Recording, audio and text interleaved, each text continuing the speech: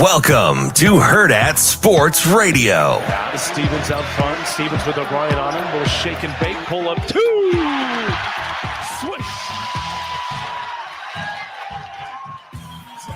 79-67. Buffalo's racing forward for it. 2:37 to go. Carolina's got to get something here offensively and get some stops. Davis dribbles from the right corner through traffic to the top to reset. Shot clock down to 8 for Cadeau. 6:57 to go. Cadeau to Davis. Didn't catch it cleanly, but is able to shoot it cleanly right through the net. Comes into the left corner. Xavier Brown. One hands a pass. Freer. Open right corner. Three. Hits it. Hawks by 14. 3:05 left in the second half. Wayne Freer delivering as we get down to the wire. Cavaliers have it in the hands up. Beekman with 10 to shoot. Jump pass to Groves. Pass the rock to Dunn. Shovel handoff to Rhodey with 6 to shoot. Rhodey pulls up for a 3. It's good! Wow. And the Who's lead by 14. 2 seconds, 1 second. It is over. It is over. Arkansas wins it. Here they come. Here they come. Duke trying to get off the floor. And they are rushing the floor at Bud Walton Arena. Arkansas wins at 80-75.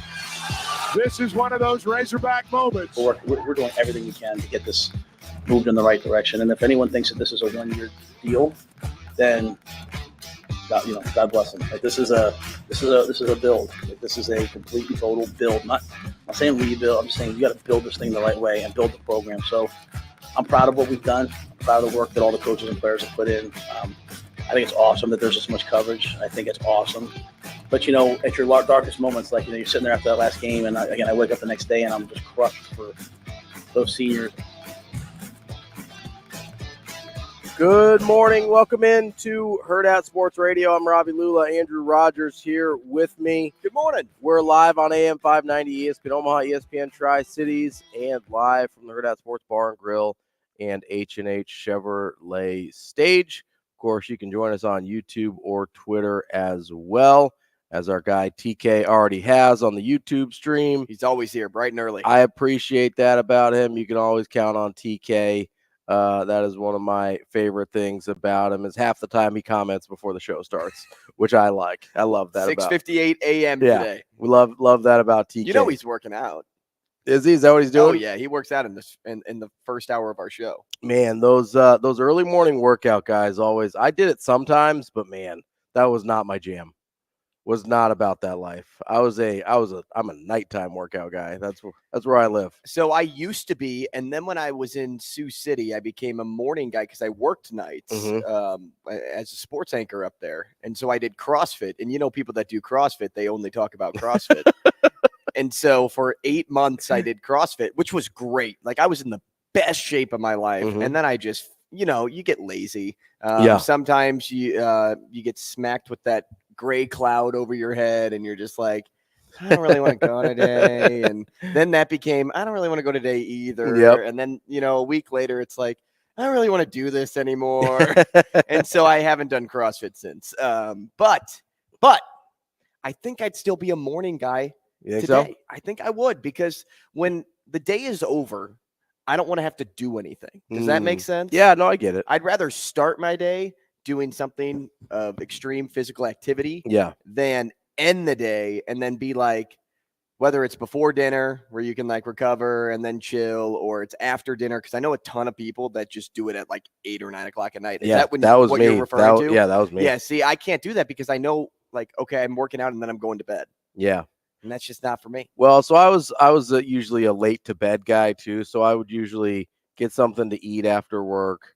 I would go to the gym. Then I'd get like my big meal, my recovery meal after the gym. And then I'd stay up for like an hour or two and I'd go to bed around 11 or midnight. But part of it for me was like when I was back like powerlifting and like super into it and everything, like it was like my reward at the end of the day. That was my reward for getting to the end of the day was, no, I understand all that. right, now you get to go to the gym. And so that was part of the reason I did it too. And you never know it by the job I have now, but I'm not like a super morning person. And so that's why I've got the energy drinks every day. Oh, don't worry. Even when I worked out in the morning, I wasn't a morning person. But obviously being on here with you is kind of preempts the morning workouts, even if I were to go that direction. Is that because I'm your energy drink? Yeah, you just put that spark plug pep right in my step. No, it's which I wonder if this drink is clear today. There's just is it clear? We got a color there. It looks like a color, but I almost spilled it on my pants. Well, try not. I was just trying to like look through the tab and didn't realize how full it was. What do you think there? Getting a little excited there. You see that? I can't. I think it's clear. It's on the rim. Like, look at the rim there. Oh, that looks like a green tinge almost. Yeah, we're gonna have to pour this out here. What flavor? What flavor this is that? Orange. Yeah, orange should definitely not be green. But you know what? I was caught by surprise yesterday too, with the other flavor of Live Fit sparkling water that I've been drinking. But I will tell you this. Yeah, this flavor tastes a lot like the orange high C you get from the Golden Arches. Okay. It has a little sparkle, and I'm not. I'd rather have it flat, like it comes out of the tap there, but it's a similar flavor, and I like it. Okay, I like it too. You know what else I like is our guy Tony White. Yeah, and hopefully no one else likes him as much as we do. We need to have a little discussion about Tony White because I'm getting this is funny because that's how I think about Matt Rhule in his office when he's talking to everybody else but Tony White. Like, he brings them all in for this war room conversation, and he's like, "We need to have a conversation about Tony White." I'm getting a little bit nervous about the USC rumors, and I don't know if they're real or not because most of what happens on the internet. Not most, but there's a lot of things that happen on the internet. They're a little it gets carried away, suspect at best in terms of accuracy of the information.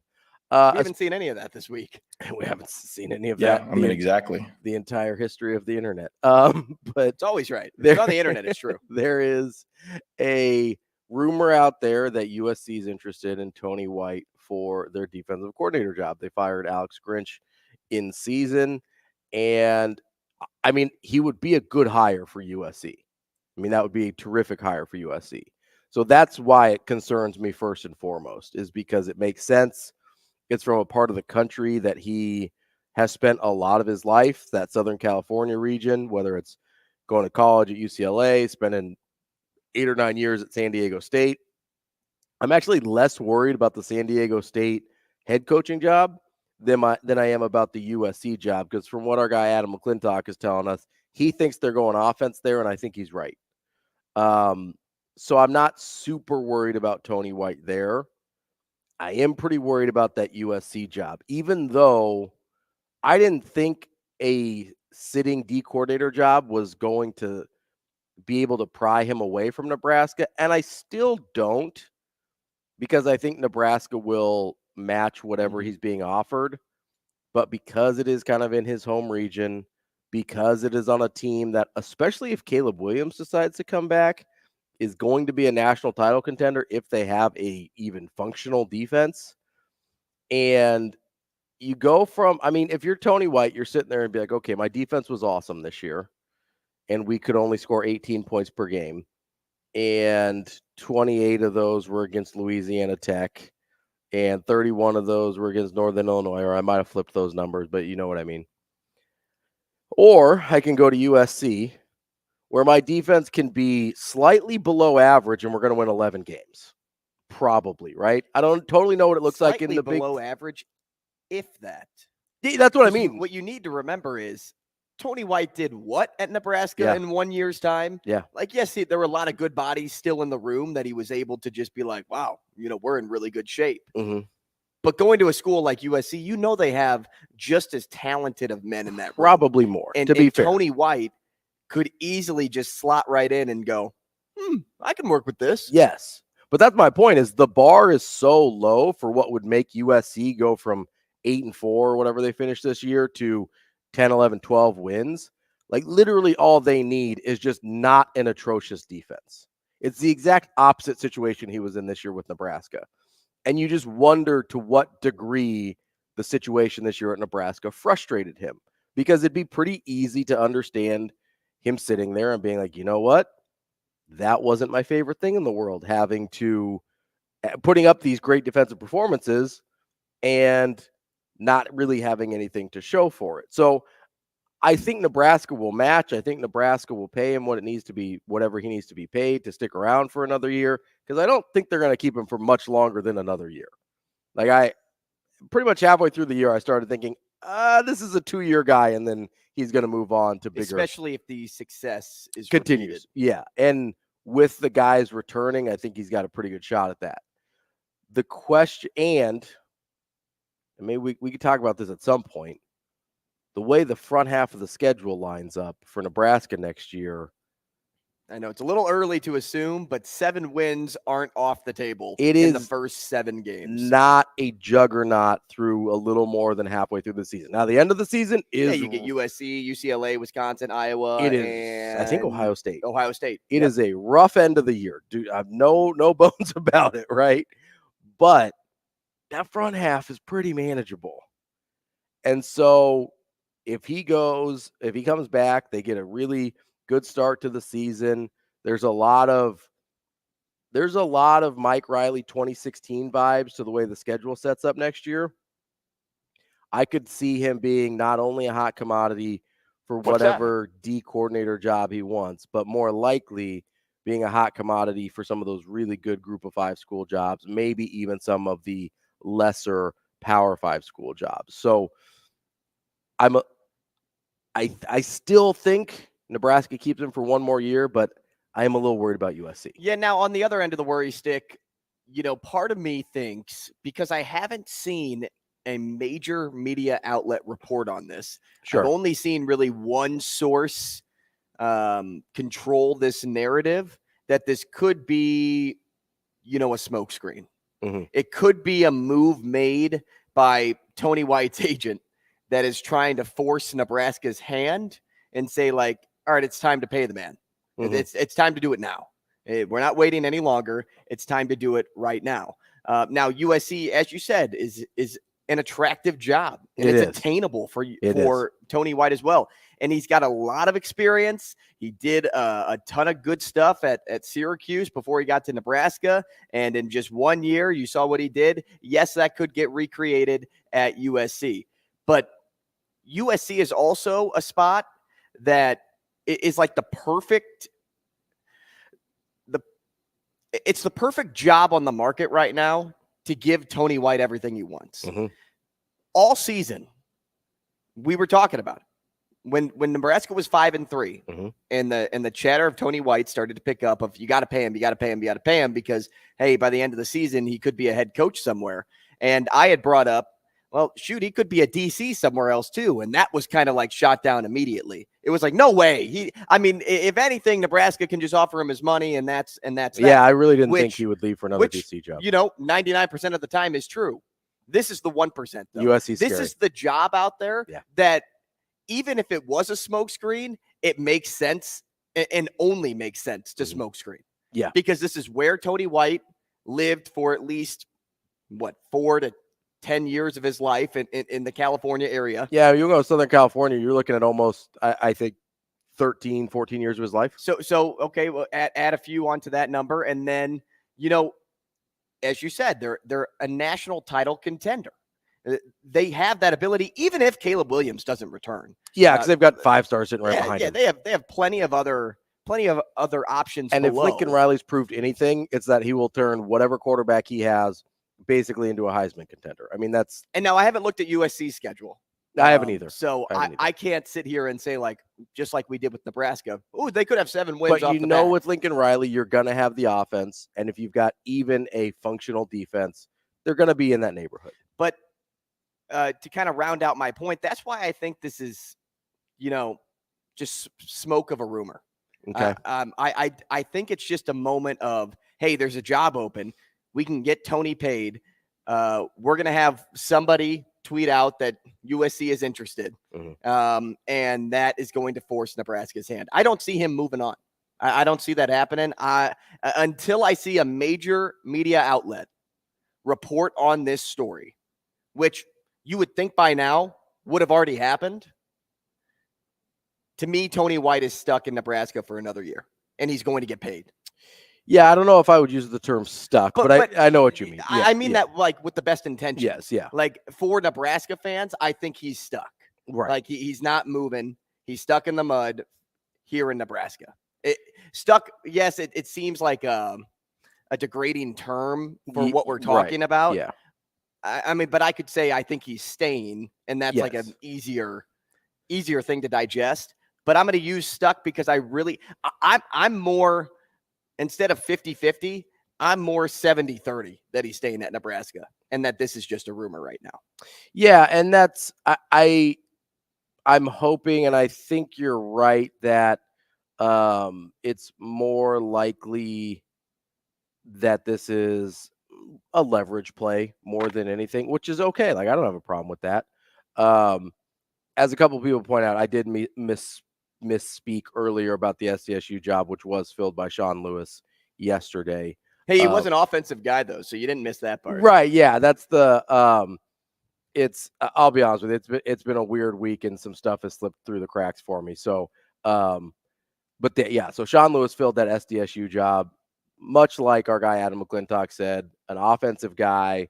And you knew that situation with him in Colorado wasn't sustainable after Dion pulled play calling duties, which was super weird because they were much worse after he pulled play calling duties from Sean Lewis. So that was a weird situation. But I tend to agree with you with the Tony White situation. I think it's a leverage play more than anything. Probably, just getting floated out. Maybe he got contacted by USC. That wouldn't surprise me at all. Or his agent did at least. He's like, hey, we're just going to float this out there, see if we can get a little bit more money out of Nebraska, which I'm cool with. Give him the money, Nebraska. Sign him up. Even if it's like, hey, we can spend $500,000 on a portal QB or we can give it to Tony White. Like, let's give it to Tony White. We'll figure out the QB thing later. But speaking of portal QBs and all of that good stuff, our guy Coach Rhule had some thoughts on the transfer portal. Make no mistake that a good quarterback in the portal costs $1 million to $1.5 million to $2 million right now. So just on the same page, right? So let's make sure we all understand what's happening. So there's some teams that have $6 or $7 million players playing for them. So is that frustrating the way where we're at now with the dollars involved? It is what it is. Yeah, it's no. I would not let people be able to buy people off another roster. It's so simple. Like, you think about, you recruit somebody and you develop them for 2 years and then someone comes in and takes them, and then that coach gets fired. It's like, well, he actually did a pretty good job. So, headline story, just like what we were talking about with Tony White, like that headline of you have to pay to get your portal QB has been plastered everywhere.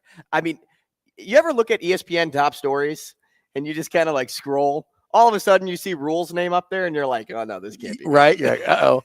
I mean, based on where Nebraska is today, you're like, this can't be good. You're like, they're not making headlines for football reasons. What is this about? And he's just speaking the obvious though. I mean, he's saying what other coaches won't say. Yeah. That's just the world that we live in. Yeah. These quarterbacks will get their money. They will get paid. They will make millions of dollars. And good for them. Yeah, absolutely. We talked about this earlier this week, where for a lot of these guys, this is the highest earning potential they will ever have. I look at guys like, going all the way back. I look at guys like Tommy Frazier from the mid-'90s teams, where he's an option quarterback. His skill set was always going to be a weird fit at the professional level. But if NIL existed back then, do you know how valuable he would have been? Not just to University of Nebraska, but he would have been one of those like national commercial guys. Yeah, he would have made $5,000 a year. Whoa! Oh wait, did we not that's not the same? No, it's that's not the inflation math. There, you got to cover the no, but the guys like him, guys like Eric Crouch, guys where Eric Crouch won a Heisman. You know how much money he could have made off of his name, image, and likeness. Could have made a ton. Before that was all over. So I don't have a problem with it because it benefits the kids more than it hurts the sport. And listen, there is a downside to this, right? I get that. Having Cam Ward out there and fielding 8 to 10 or whatever the number was of $1 million offers from teams that are this guy's not in the transfer portal. Mm-hmm. And they're just in better financial position than other than Washington State is. And listen, I'm sure he knows that if he goes somewhere else, he'd get paid more. He'd have an opportunity to win a national championship, all these things, right? I'm kind of with Coach Rhule here, and I don't love and I know you're not supposed to, but what are they going to do about it? It's not like the NCAA. I mean, the NCAA just totally took their hands off the wheel on NIL and was just like, hey, good luck, guys.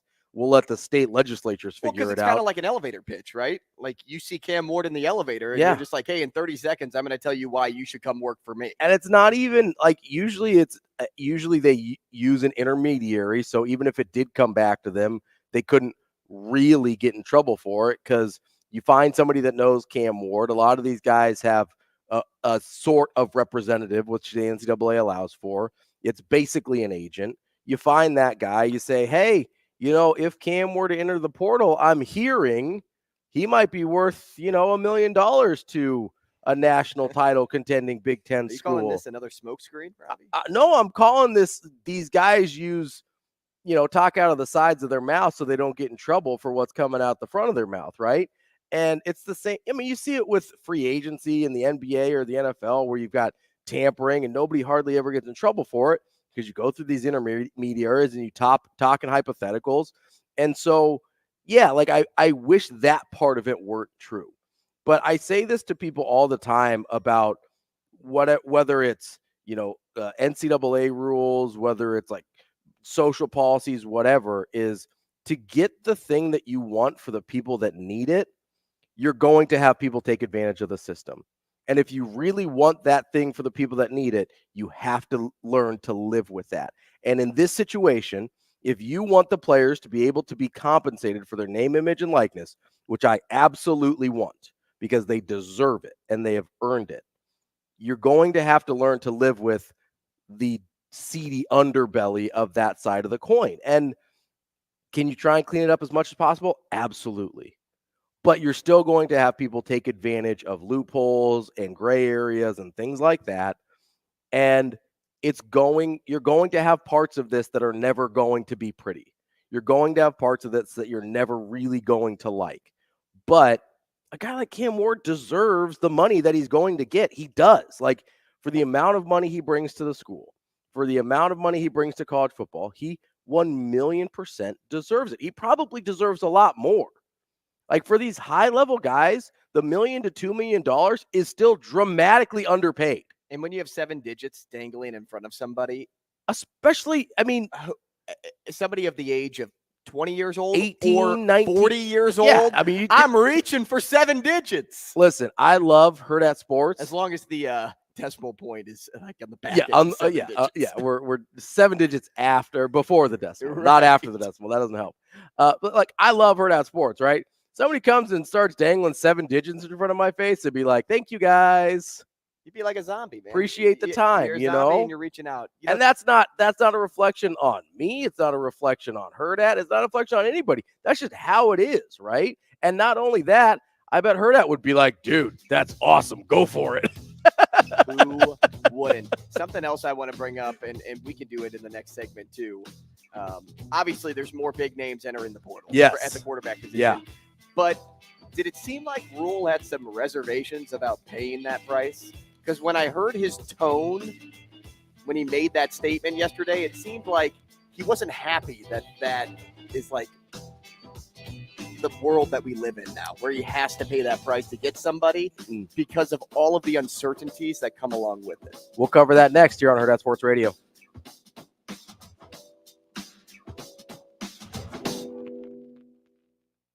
We will be back.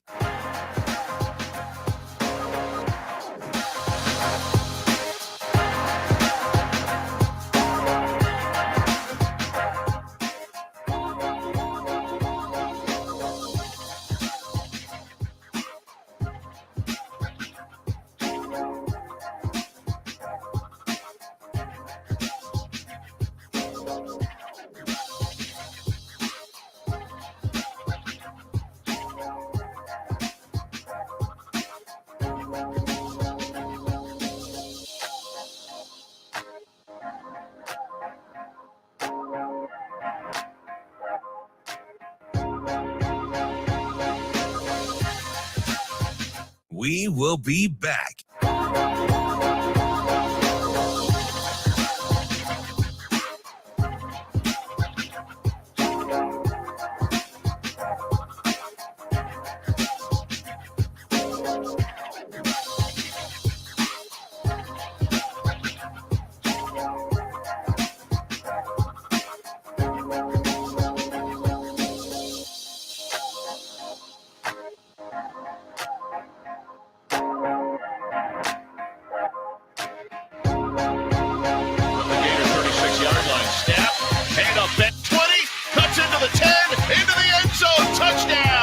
In the deep back. Down. Trey Benson, the deep back. And 5 backpedaling into the end zone.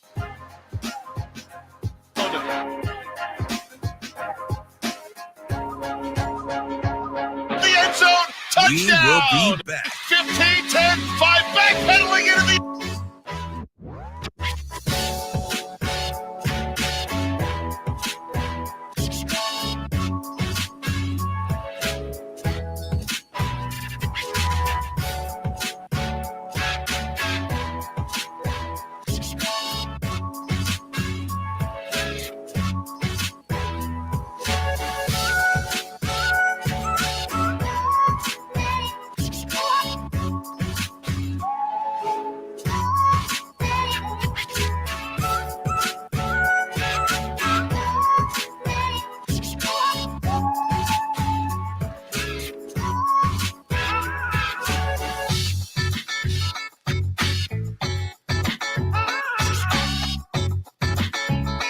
We will be back.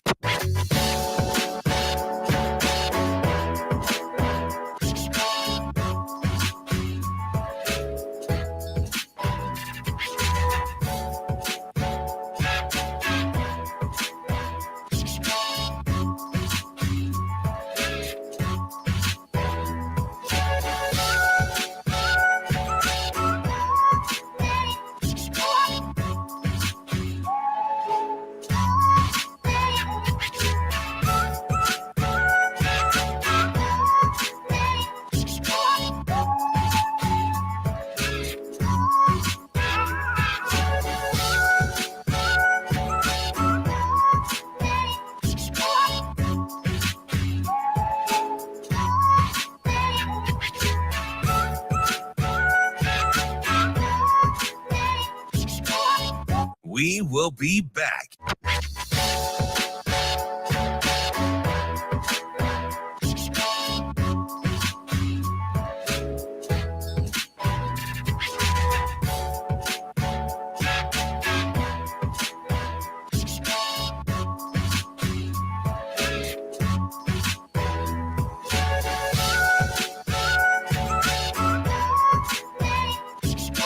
We will be back.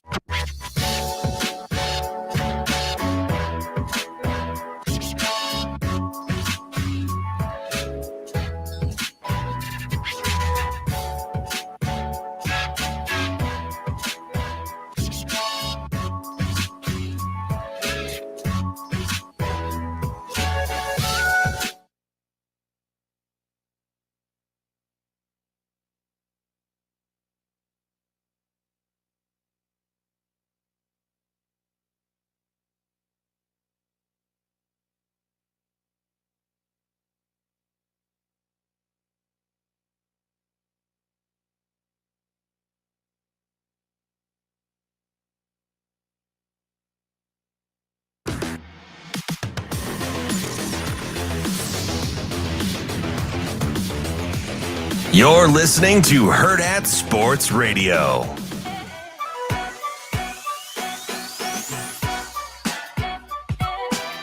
Welcome back to Hurrdat Sports Radio. I'm Ravi Lulla. Andrew Rogers here with me. We are live on AM 590 ESPN Omaha, ESPN Tri-Cities. You can join the show on the Warhorse Sportsbook hotline, 888-638-4876. We have a, frankly, pretty jam-packed show for you here today. At 8 o'clock, we kick things off with Curt Weiler from the Florida State website with the Rivals Network, the Osceola. That is to preview Florida State and Louisville this weekend. Coming up at 8:30, we will talk to Kelly O'Connor. That's an assistant volleyball coach for Omaha. They start off their NCAA tournament journey tonight. Good for them. They are the only of the Nebraska teams that play tonight. Creighton and Nebraska both play tomorrow, as it's already December, and that makes me sad. It just has gone by too fast. I like December in general. Christmas is fun. It's not about that. It's just it's almost like Robbie's looking out like the fake window that has the rainwater flowing down. Yeah, it's just like, where did the song in the back? All by it's like, where did all the time go? It feels like we were, I don't know. I'm just getting old, I think. Coming up at 8:45, we'll talk to our guy, Brian Edwards, see if we can make a little money this weekend. 9 o'clock, we've got our regular guy, Michael Bruntz from Husker 24/7.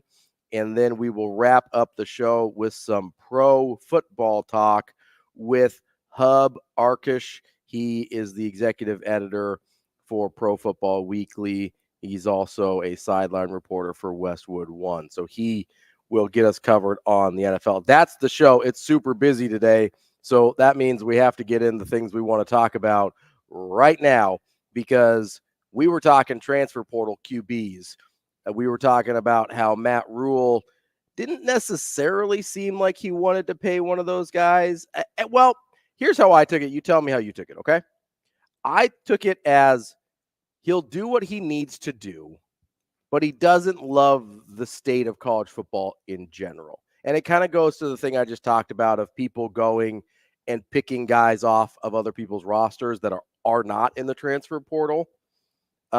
It seemed like that was his biggest source of frustration, but I do think he maybe doesn't love the fact that there's an incentive to not go through the development process with quarterbacks, both from the quarterback side and from the coaching side, right? From a quarterback, you're a freshman, you don't play.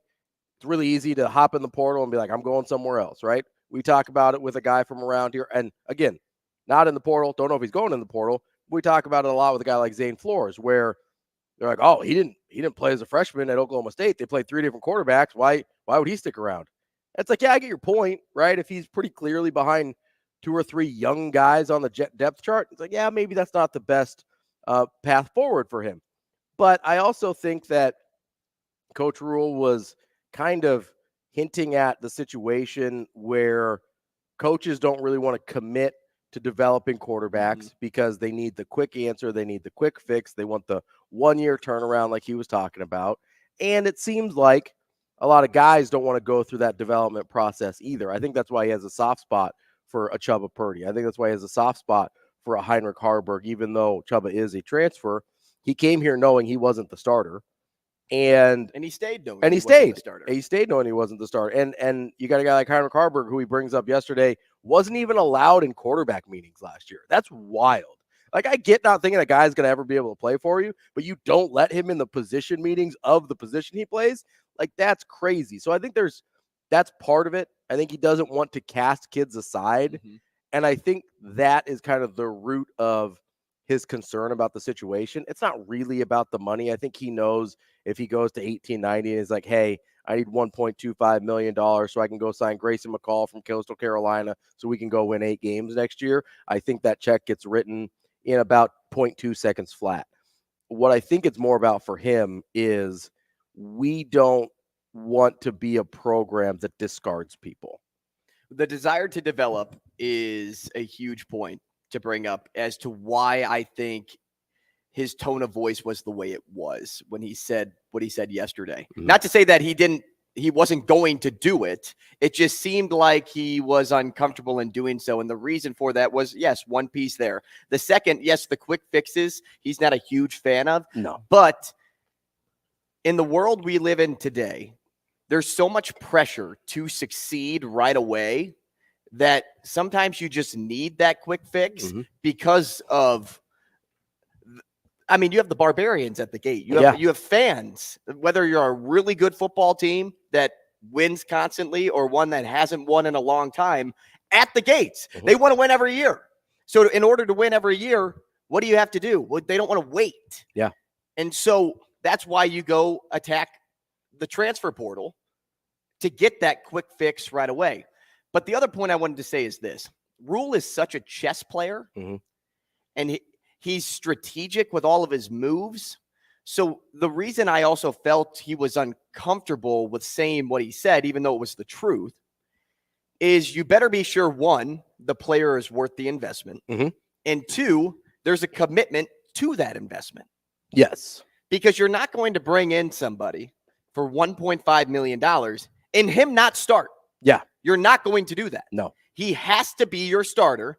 And you know what? If you shift midway through the season because he didn't pan out, well, now you have to live with the consequences. And those are the things that Rhule thinks about. Yeah. He doesn't just say, hey, we have the money, throw it at him. It's like, no, we have the money, but let's be smart with the money. Let's choose the right guy. And so, because he just experienced it with Jeff Sims, even though he's a great locker room guy, as we heard yesterday, from a quarterback standpoint, it wasn't the right guy. now I can't imagine Jeff Sims making $1 million. No, but still, I'm sure they made a commitment to him financially, whatever it was, and with the expectation that he'd be the starter. So you have to be careful with that situation. But with all of that being said, you have to make a move. Yeah. You have to throw money at the wall and hope it sticks. You just have to, because that's the game today.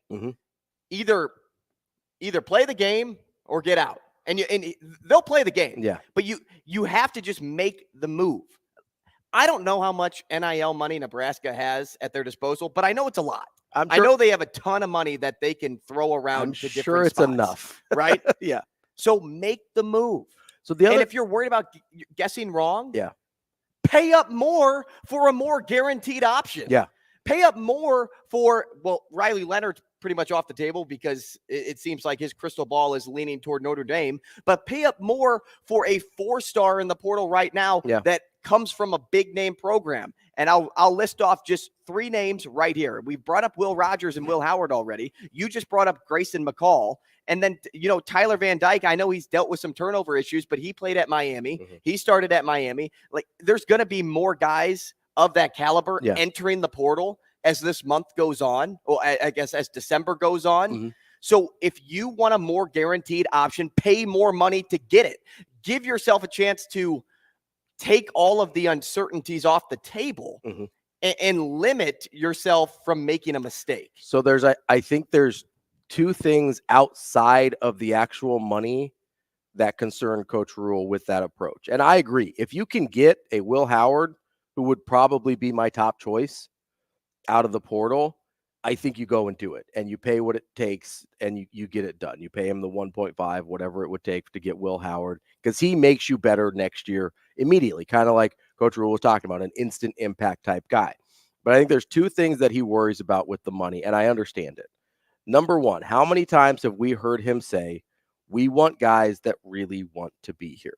When you introduce that level of money, it's really hard to know, does that guy want to be here because he wants to help Nebraska, because he wants to be a part of what we're doing, or does he want to be there because there's 7 figures in his face? And I don't blame him if it's because he wants the 7 figures in his face, but I know how careful Coach Rhule is about the types of people he brings into his program. And that's not to say good guys versus bad guys. That's to say guys that genuinely really want to be at Nebraska specifically. So I think that's one thing that he worries about with that option. And maybe he just needs to get over it and be like, hey, this guy wants to be here. He's committed. Like, we'll move forward.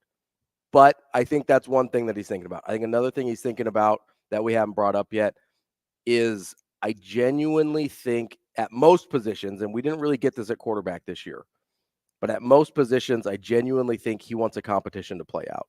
And if you pay a guy that type of money, like you said, there's no competition there. If you're paying a guy over $1 million to play quarterback, he's going to play quarterback. Well, if you're getting somebody of that caliber out of the portal, it shouldn't be a competition. There's no competition. Yes. Like, he's starting. But again, and everybody knows that because the other guys are developing underneath him. And if you're given $2 million, he's in, and that's what Nebraska just has to do. You just have to pay a guy that much money to start next year if you want to compete for a bowl game. Not just compete, if you want to make a bowl game. Yeah, that's the fun of the transfer portal. Doesn't technically open for like 3 more days, so I'm sure it's about to get even crazier. All right, coming up next, we will wrap up hour number 1 here on Hurrdat Sports Radio.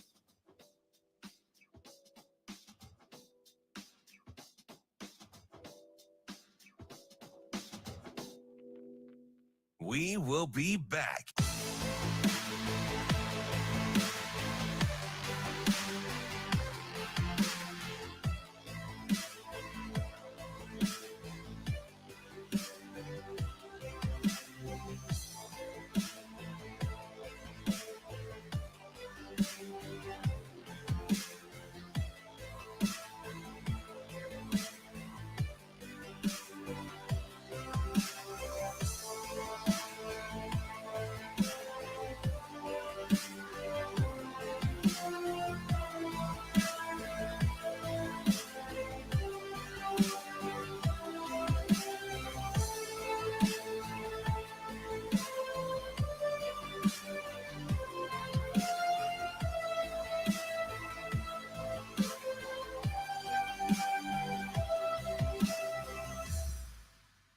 We will be back.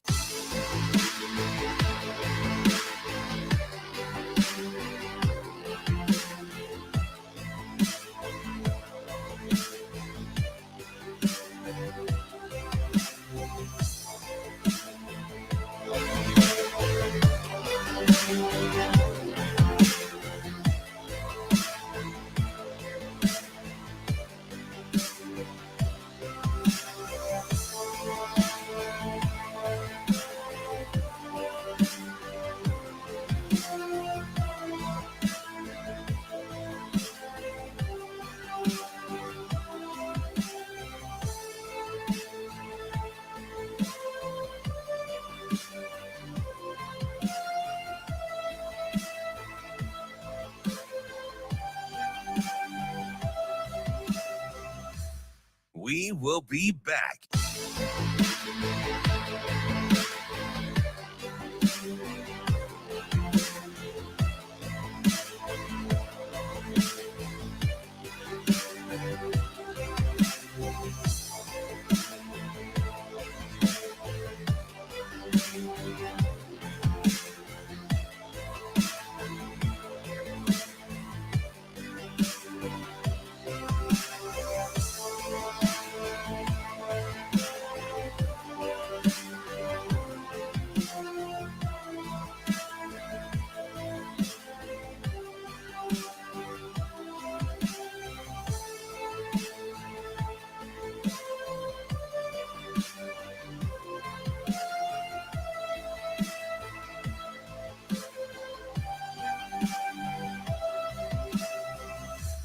We will be back.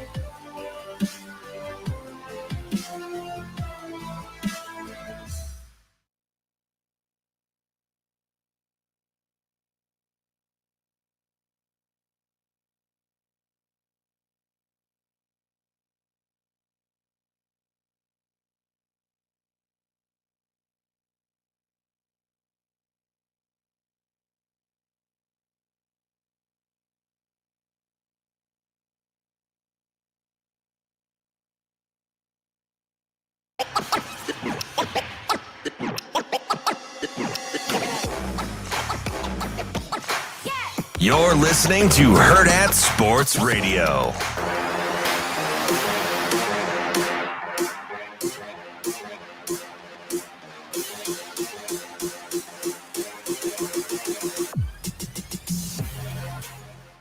Wrapping up hour number one here on Hurrdat Sports Radio on a Thursday. I'm Ravi Lulla. That's Andrew Rogers. We are here from Hurrdat Sports Bar and Grill at the H&H Chevrolet stage. We're on AM 590, ESPN Omaha, ESPN Tri-Cities. The YouTube is up and popping as always. Appreciate all you guys chiming in. And a lot of feelings about that USC defensive coordinator job. And some fair points being made about how not a lot of guys leave being Lincoln Riley's defensive coordinator better than they found themselves. So that's a fair point. I don't think coaches think that way. I think they think, well, coaches by nature are a little bit egomaniacs because you have to be in order to have that level of confidence in yourself to be able to do this. And again, kind of like we were talking about, you and I were talking about off air about how we deal with social media and stuff like that. And it's hard to compartmentalize what we do for our job versus what we do personally. It's really hard to compartmentalize that confidence too, right? Like well-placed confidence, like, hey, I know what I'm doing. I'm doing a good job. I can lead these guys. And that can kind of bleed into, well, I could do this job that nobody else could because I'm better than they are. Like it's a pretty fine line between the confidence of knowing what you're doing and being confident in it and being arrogant to think that you can do a job that has proven to maybe not be the best job in the world. Well, and you also got to think about this too. And everybody thinks about these type of things when they take a new job outside of football. Yeah. Is, do I want to work for this person? And it's really easy to want to work for Coach Rhule. Yeah, absolutely. Yes, I know the job, if the job is real at USC, is enticing because of where they're at as a program, who they are as a program, where they're physically located. Right, yeah, but also where you can go after that program. If it does work out, right? If Tony White were to succeed at USC in a job that nobody else has, right? There's only two things can happen, right? He'll either get any head coaching job he wants, just about, because he's at a premier program, or two, he could go to the NFL and get nearly any coordinator job that he wanted in the NFL. Yeah. Like he could be what Ted Monken is to the Ravens right now. Todd. I'm sorry. Todd Monken is to the Ravens right now. Is, hey, I was really successful at Georgia. Yeah. We won national championships. I'm a brilliant mind when it comes to the offense. Now I'm going to go to the NFL and show that I can do it there too. The Ravens are atop of the AFC. Yeah. And Tony White, I'm not saying he's got the Todd Monken path, but that's what could be built if you go to USC and make it work. Yeah, and maybe he does. We really don't know yet. I mean, he's been at places like Arizona State and Syracuse and San Diego State. This is the highest profile job he's had. So we don't know if he's that guy yet. He certainly might be. And look, sometimes I think this too. Like Coach Rhule's got NFL connections as well. Yeah, absolutely. So if he stays at Nebraska, there's no reason that he couldn't do the same thing. There's a bunch of his staffers still from Carolina that are in other jobs in the NFL now. So but I still don't think it's as easy coming from Nebraska and shifting to either head coaching job in college football or a coordinator job in the NFL versus USC right now, today. I would say, unless Nebraska starts to win 8, 9, 10 games a year. That's the big difference. But still, you have to build that up over time and not just build to that number, but also stay at that number. Yeah. USC consistently wins 7+ games in a football season. Yeah. More, I say 7+ because of this year. Well, but and usually it's more than that. Clay Helton years before Lincoln Riley got there, but USC has a brand name and a higher level of success recently than Nebraska does. I do think if Tony White were to stay and say Nebraska gets to 8 or 9 wins next year and the defense plays similarly, I think they'd look at, okay, they were terrible. He came in, the defense was great. The offense couldn't get it done. The offense caught up a little bit. The defense was still great. And all of a sudden they went from this team that hadn't made a bowl game in 7 years to, hey, they're playing in a bowl game where you've won 8 or 9 games. I still think he would get mostly whatever defensive coordinator looks he wanted at either level, and he would still have a chance, I think, at probably a group of 5 school to be a head coach as well. So I think there is better opportunities at USC because of the profile. I don't know if, and this is a big if Nebraska wins next year, I don't know if that gap is as big as it is today. It'll be interesting because if Nebraska wins next year, it will be highly dependent on this defense again. Absolutely, which is, I think, why it'll open the doors for him. Let's hop into an abbreviated, at least for now, Hurrdat Hot Seat. Ooh, let's do it. Section here. Wanted to get a few, it is a Thursday.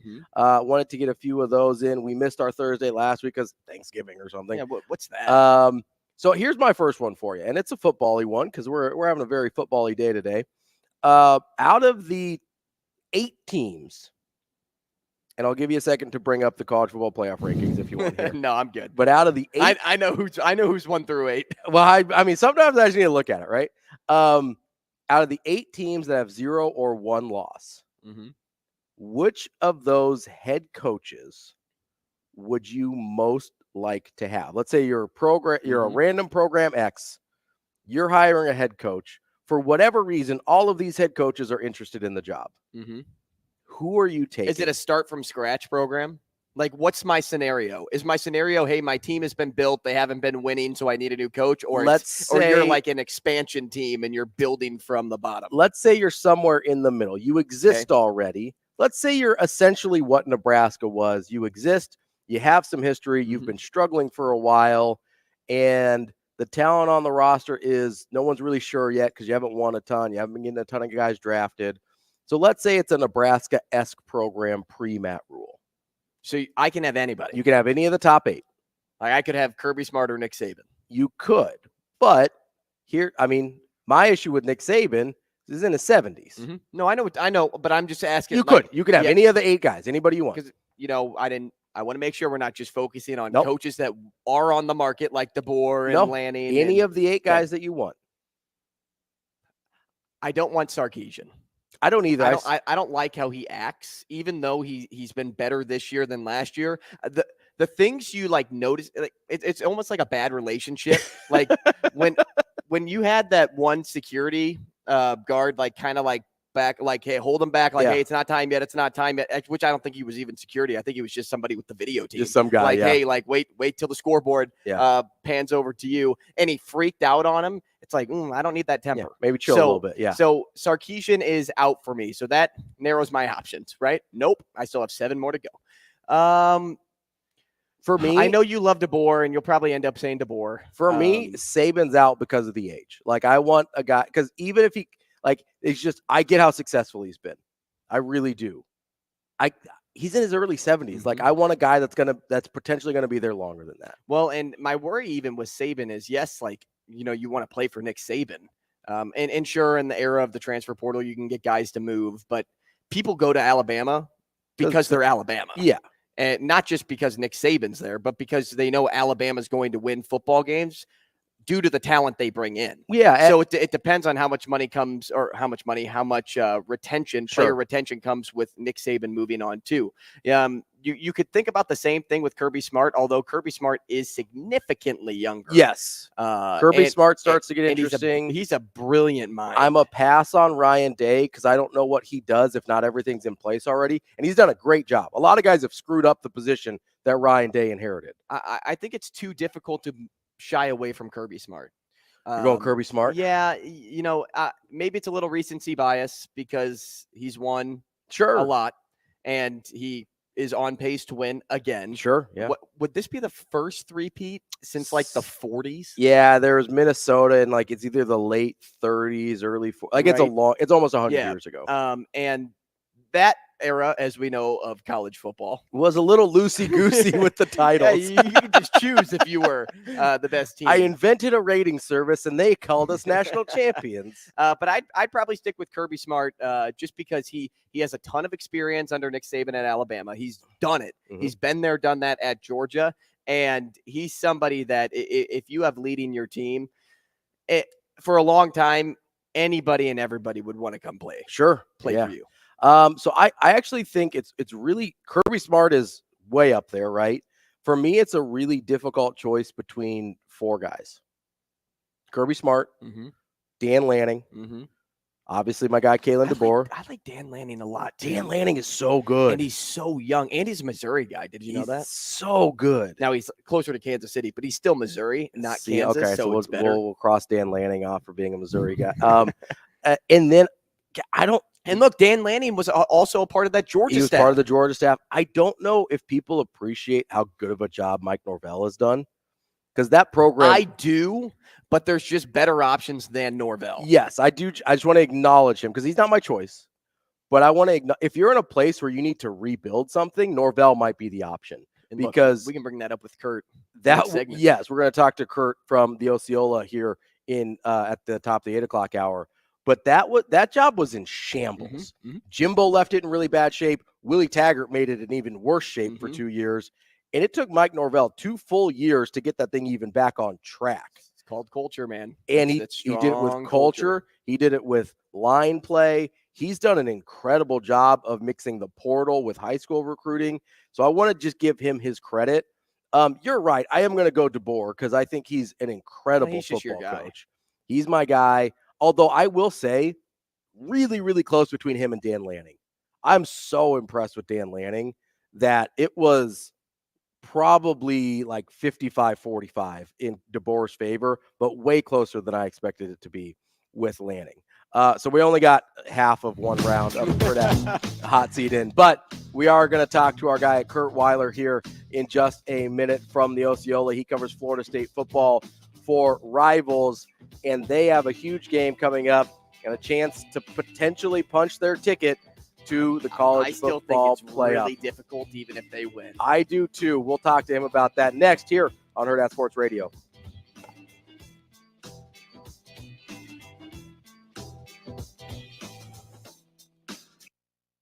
We will be back.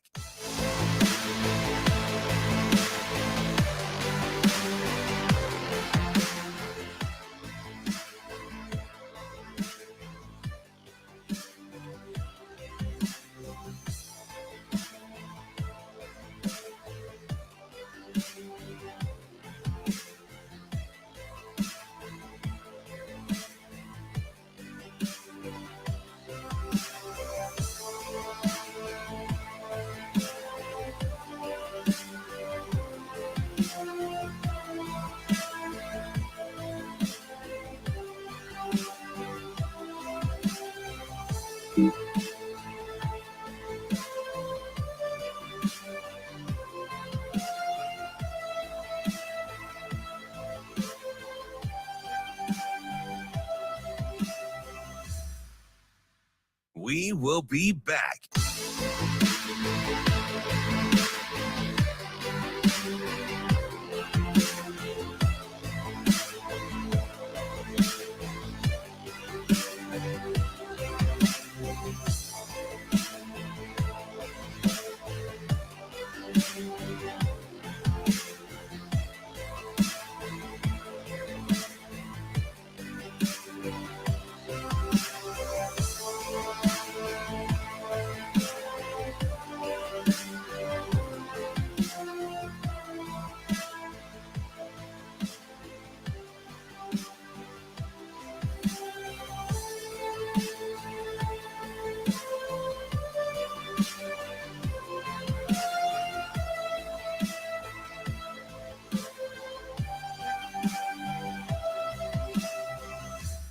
We will be back.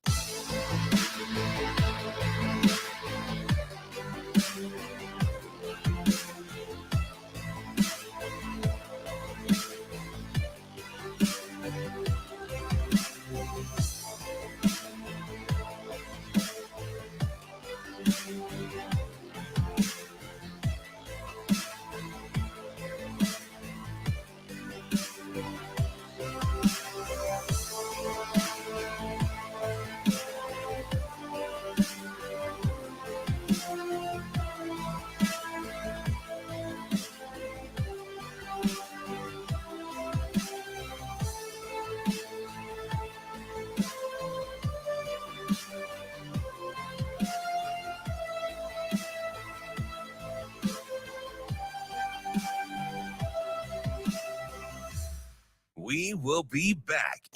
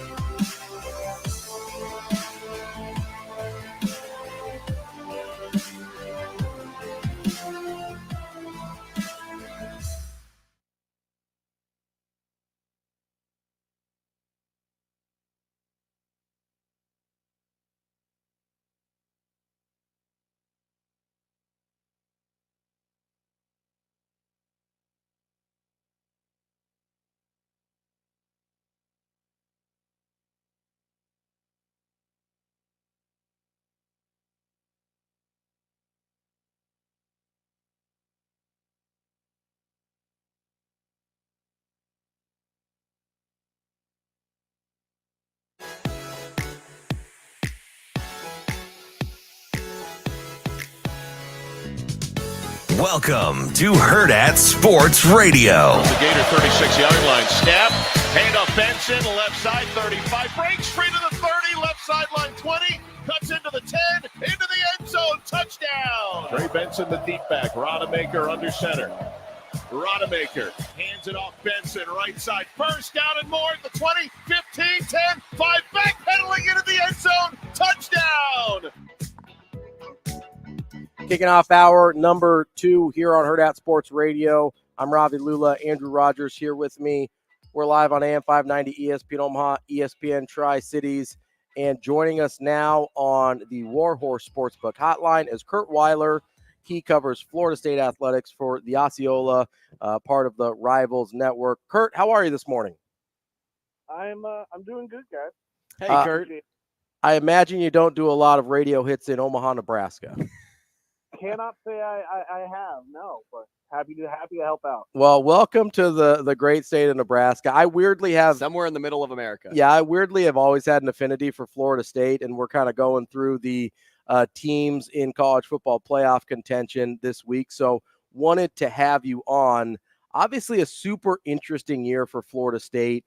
They've looked dominant at times. They've maybe struggled with subpar opponents at times. Mostly thinking that Boston College game. That gave me a little heart palpitation there. But the biggest issue is their Heisman Trophy candidate, Jordan Travis, and his inability to be available moving forward. How much different is this team with Tate Rodemaker at quarterback versus Jordan Travis? I mean, yeah, anytime you lose a guy who was in the Heisman Trophy conversation. It felt like he was maybe on the outside looking in, but I thought he might have gotten an invite to New York if he kind of played these last few games. But it's going to be a big deal. I mean, Jordan is a prolific athlete. Escape artist from the pocket who does some pretty miraculous things with his legs, and has also come a long way as a passer for sure. And throwing a quarterback like Tate into this situation, it's going to be a challenge for anybody. And Tate played decent amount. Florida State's been lucky in a way that Tate's a guy who, in today's day of NIL and the transfer portal and players not often wanting to wait their turn, he's a fourth-year player. He's a redshirt junior who has stuck it out and kind of been content to wait his turn. So that's, been the saving grace a bit for Florida State. Mm-hmm. And there are some ways, and I think Travis that Tate could I think Tate may have better arm talent than Jordan in some ways. I think there are some ways where he can hold his own, but it's just an unenviable situation to throw any quarterback into. Taking over last week as the quarterback of a top 5, 11-0 team and putting him into a hostile atmosphere. It definitely changes the optics of the offense for sure. Yeah, speaking of those changing optics, one of the things that I've noticed is it seems like the offense has kind of reverted back to some of the things that Mike Norvell used to do, whether at Memphis, whether it was before he fully trusted Jordan Travis with all of the offense, kind of scheming up and leaning on that run game and creative run schemes a little bit more. Is that what you've seen from the offense as well? Well, truthfully, that Mike is always going to want the run game to be a heavy part of it. Obviously, yeah, this year it's been fascinating. This year kind of how things have flipped for Florida State, where this team has had to have success passing the ball often to set up the run. The run game's improved as the game has gone on, and that's kind of the inverse of what it is for a lot of people. But that's kind of been, how things have broken down for this team. But no, Mike is always going to. The counter is kind of a huge part of his game, and he and his staff come up with a lot of creative ways to run counter. They kind of are on the forefront of that, if you will. And they do have, the clips as I came in. Trey Benson's a very talented back. He's kind of so feels like good for about a home run a game. He's a very great big play running back for sure, and a few other guys in that backfield as well. And they do some interesting things that it's not been maybe the strength of this team this season, like you said, but Mike's always going to want to do that, especially, when you throw in Tate in the backfield now. Curt, until Norvell, this program was in shambles thanks to how Jimbo Fisher left them. And then when Willie Taggart took over, it just wasn't any better. How have you seen the culture shift from before Norvell to now? Yeah, I mean, it's impressive to say the least. I think a lot of guys, it's fair to say, and it's understandable to say that it's understandable why some guys might have had trust issues when Mike took over. I mean, he was arriving as the third head coach in 4 years for those guys. I mean, obviously the Willie Taggart era started with a lot of hype. It started with, I mean, this is going to be different. This is going to be better. And it didn't work out. And that ended as quickly as it did, as much as for behind the scenes stuff as it did on the field stuff. So the program was not in a good spot. And obviously the Norvell era didn't start the best. I mean, a 3-6 COVID season, started 0-4 in 2021 in Norvell's second season, and things were not in a good spot. And since then, I mean, the last 2 seasons now, he's 22-3 now. It's been a really impressive turnaround run for him, and not everybody bought in, and it did take some time to build that culture. I think Mike had to kind of prove to the guys, his thing is always, I'm going to give you my best every day, and if you give me your best every day. And I mean, it's a testament to some of the guys who stuck around are some of the best players. I mean, Jordan was the guy who Mike inherited. Kalen DeLoach, the all-ACC linebacker, is a guy who Mike inherited. Akeem Dent, the very good safety who was stellar Saturday at Florida, is a guy Mike inherited. I mean, there is, understandably, because of how the portal's been, I mean, there's a lot of talk about the job Mike has done through the portal. But no doubt, I mean, some of the best players on the team are players who Mike inherited and he and his staff developed. So, and that's a testament, I think, to the culture and how he did turn that around. We're talking with Curt Weiler of the Osceola, part of the Rivals Network with Florida State football. Curt, you mentioned that coaching staff. The guy that sticks out to the most to me is Alex Atkins. Obviously came in originally as the offensive line coach, has taken over OC duties as well. How intricate to the turnaround has Alex Atkins been? I mean, he has definitely been a big part of it, because I mean, frankly, with how from the end of Jimbo's tenure through Willie Taggart's tenure, when there was kind of just a rotating door of a revolving door of offensive line coaches, there was no continuity. There wasn't a ton of talent in the room. They were playing players kind of earlier than they had to, just out of necessity, and kind of affecting their development in that way. Alex has been a big deal. I mean, it's funny. We've kind of gotten, I know Florida State's offensive line this year it was one of the Joe Moore Award semifinalists. I think it's the top 12 or top 15. Mm-hmm. And a lot of Florida State fans kind of, Alex has changed things enough where Florida State fans have kind of now looked at it. They're like, really? I don't think the offensive line is that good. I mean, Florida State fans would have killed for the offensive line they have now 2 or 3 years ago. Yes. And now it's kind of like some people would say, I think that they've taken a step back this year. I think it's more like they've been pretty good pass blocking and not as good run blocking, kind of flipped how they were last year. But no, Alex has been very impressive. Now, he's the offensive coordinator, but Mike is calling plays. Right. So he's not involved in that, but still, that's not to take away from Alex's role in this for sure. How much concern do you have about being able to retain Alex Atkins? It seems like he's kind of one of the rising stars in the coaching profession. Does not calling the plays maybe keep him around a little bit longer, or is there kind of a constant worry that he's going to either move on to a place where he can call plays or to a place where maybe he's a group of 5 head coach? Yeah, he said all the right things about kind of not being in a rush and being content to wait for the right opportunity to present itself. I mean, no doubt FSU fans kind of have always every time he pops up on one of those hot boards when a job comes open, and I'm sure he will for a few this cycle as well. Florida State fans kind of panic a bit, but I mean, he's getting paid handsomely. He's getting paid over $1 million to be a non-play calling offensive coordinator, which I think is a sweet gig.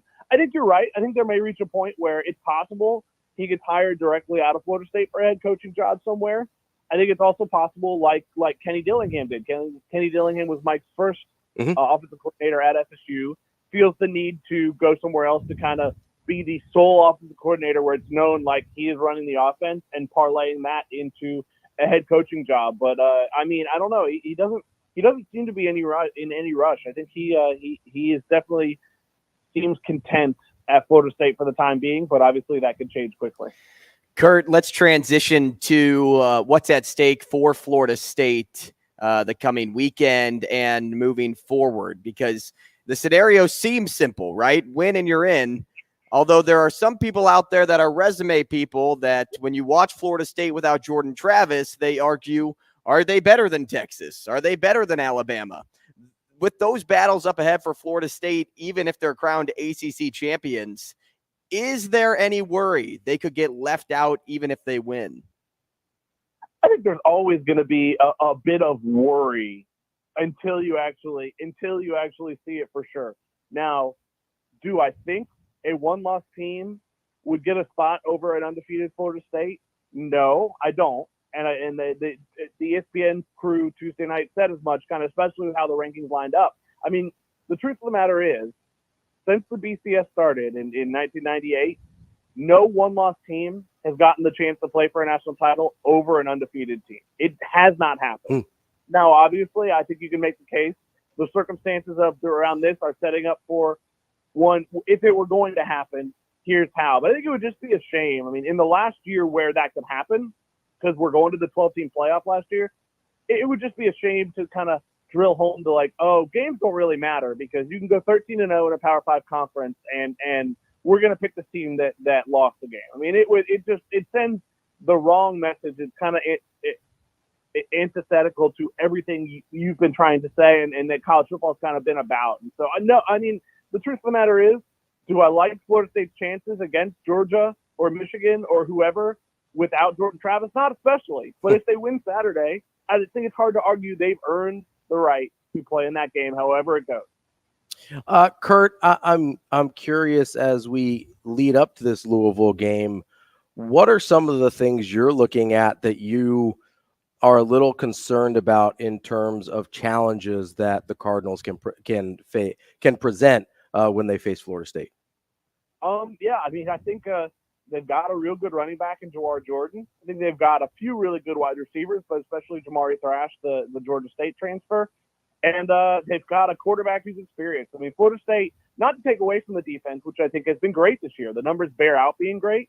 They've had a bit of a stretch of not playing the most experienced quarterback, playing a few backups, playing a few guys who are younger in their career. Jack Plummer's a sixth-year quarterback who's played a lot of college football. So I think he's like, anytime you're a six-year quarterback, I mean, there is a ceiling on what you're going to be because obviously you're still in college this far in and kind of still want to cling on to college football. But he's absolutely talented. And I think he's absolutely experienced and has a way of beating you for sure. So I think the offense will be one of the tougher tests that the FSU defense has faced in recent memory. On the other side of the ball, I mean, they've got, I think, a really good pass rush.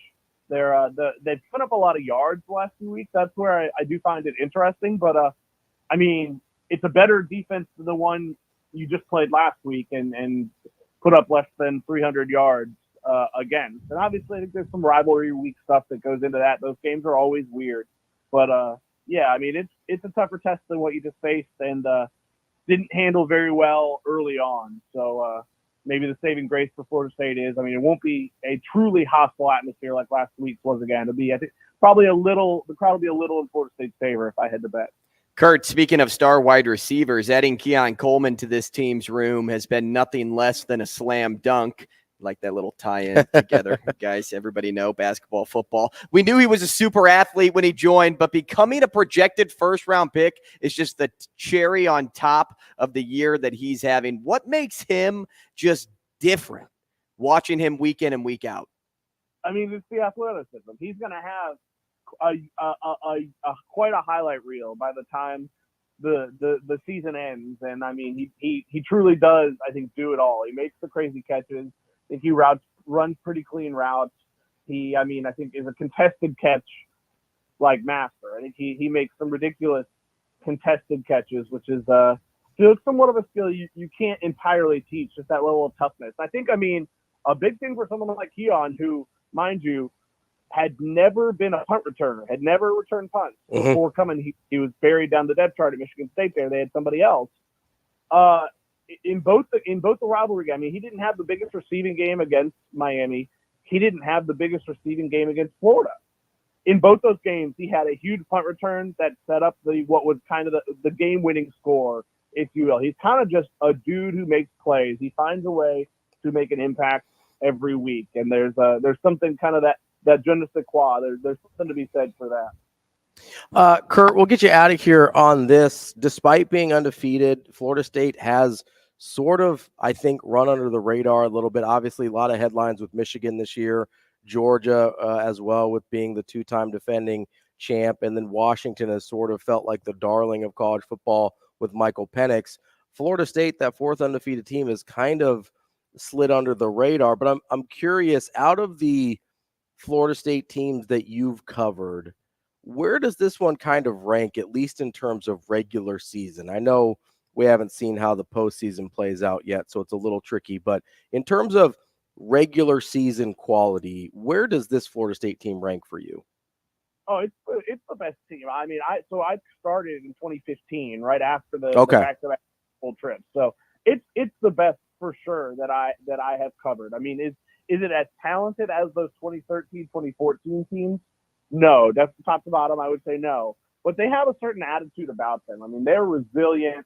They handle adversity remarkably well. There's something about them, even beyond the talent, that just kind of it's hard to put into words. But they're kind of been the total package. They've won games a bunch of different ways. They've, I think, rallied from 4 double-digit deficits. There's, I guess a bit of that TCU last year factor to them. But no, this is definitely number one. And they've got another great recruiting class coming in, so maybe they'll get a little bit closer to that talent level from about a decade ago as well. Curt, we appreciate your time. Thank you so much for joining us. And, maybe if Florida State is able to keep winning those close games, we might talk to you again soon. Hey, sounds good, guys. Thanks for having me. Hey, thanks, Curt. That's Curt Weiler from the Osceola. That is part of the Rivals Network. What's up? I don't think Curt is 100% right with his Florida State take. On which one? On the one when I asked him about the scenario building, even if Florida State wins. Okay. I know what he's saying. Yeah. I know that, a team in the BCS era who was undefeated was never left out, right? I know that. Well, I guess more in the college football playoff era after the BCS era. But you really have to look at the state Florida State is in as a program. Does a backup quarterback bring you the watch numbers that you're looking for in the college football play? Like, are they one of the top 4 teams in college football? That's the question you have to be asking yourself. If you're the committee, sure. And that's what the committee preaches, right? Yeah. That these are the top 4 teams in college football. Whether Florida State is undefeated or not, without Jordan Travis, I don't think you can make the case that a Jalen Milroe, SEC champion Alabama team, assuming they beat Georgia, Quinn Ewers, Steve Sarkisian Texas team, that wins the Big 12, is worse than Florida State. Yeah, so I do think it's way more up in the air than and I still think if Georgia loses in the SEC championship game that they're better than Florida State. So that's where I don't disagree with you. I think Georgia is better than Florida State. I do think the committee is going to be really careful about putting non-conference champions that have a loss over an undefeated major conference champion. I think that's where I think it's less for them about, is this in that scenario? I think it's less about like, hey, a Florida State with a backup quarterback is not going to be a matchup we want. I think it's going to be more about setting a precedent. I don't know that they're going to want to set the precedent that an undefeated conference champion gets left out.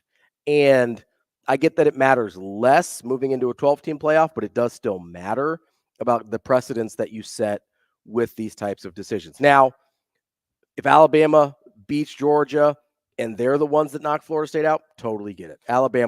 My issue would be if an Ohio State as a non-conference champion or a one-loss Georgia, even though I think both of those teams are better than Florida State, the not putting themselves in a position to win a conference championship, I think the committee will not want to reward that. But even still, like Washington is a great example. Yeah. They're 9.5-point dogs to Oregon this week, Which is crazy. I don't understand the that. biggest, most obnoxious spread number Yeah. outside of Michigan, Iowa that you get with but two that of the makes top sense. teams in football. Michigan, right? Iowa makes Right? sense. Especially with two of the top teams in football. If Yeah. Oregon ends up winning, a Michael Penix Washington team is still They're better. a better team than Florida State.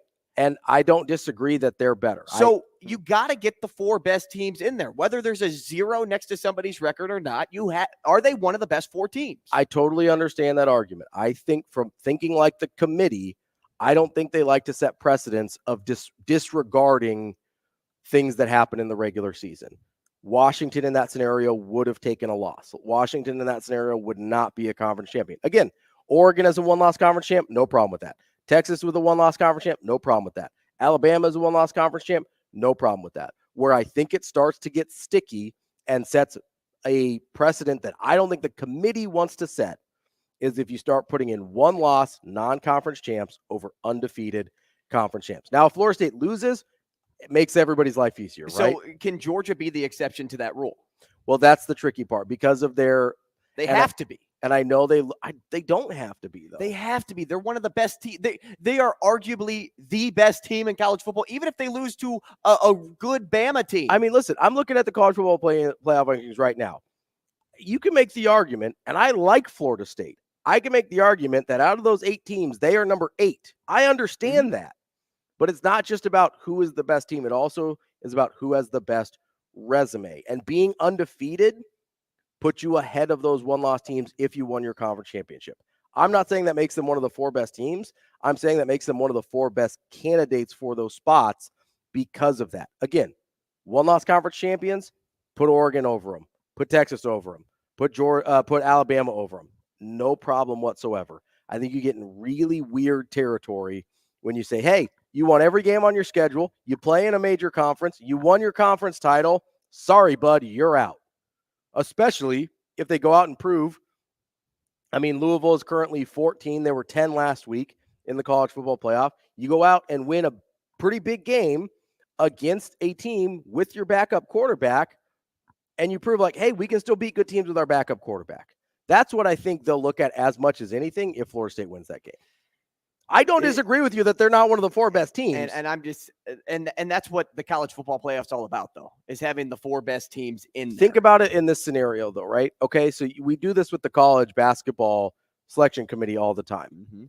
Is we run into these situations where you have these major conference teams that take 10, 11, 12, 13 losses during the regular season, and then you have a St. Mary's team that went 28-4 and did everything they're supposed to do, and they only lose to Gonzaga because Gonzaga is going to be a number 1 seed and whatever, and they get left out. It's like, listen, the major conference teams had their opportunities to not take 13 losses and get in. I get that those teams are more talented than St. Mary's. It's a schedule thing, man. But St. Mary's deserves that spot more. Everything's about strength of schedule, though, at all levels. I don't need to see a 14-loss Trae Young Oklahoma team in the NCAA tournament. I saw them 14 times. They don't deserve to be there.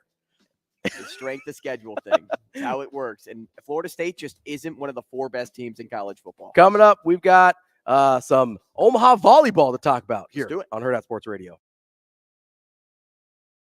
We will be back.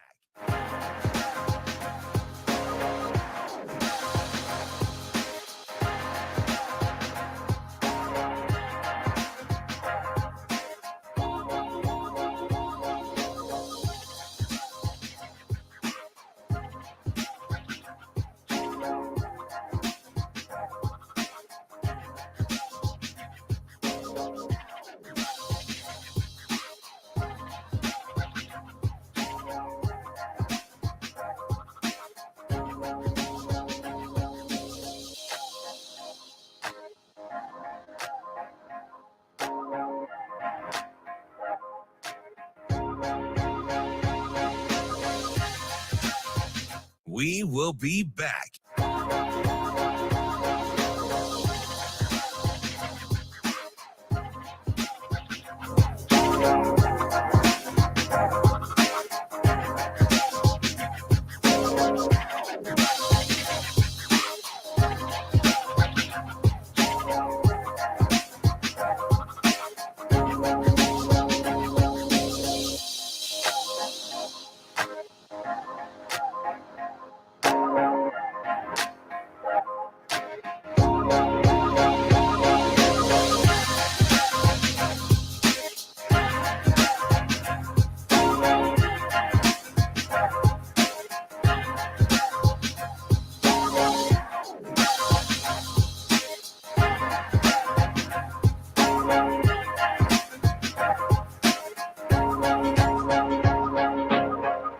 We will be back.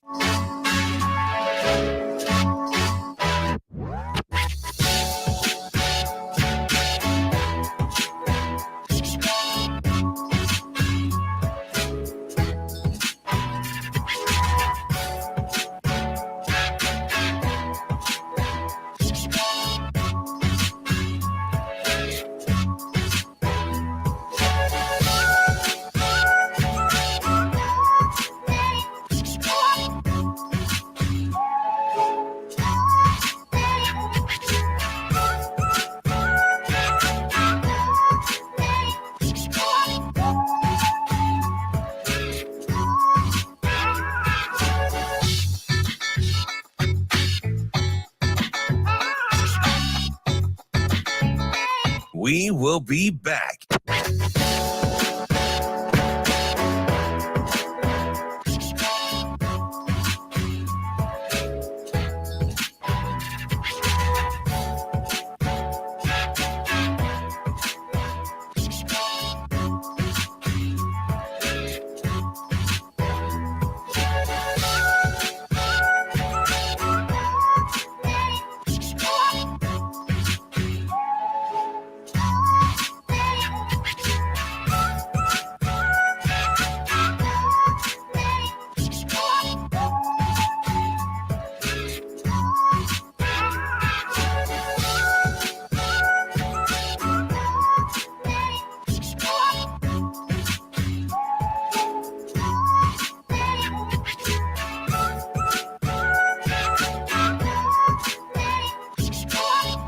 We will be back.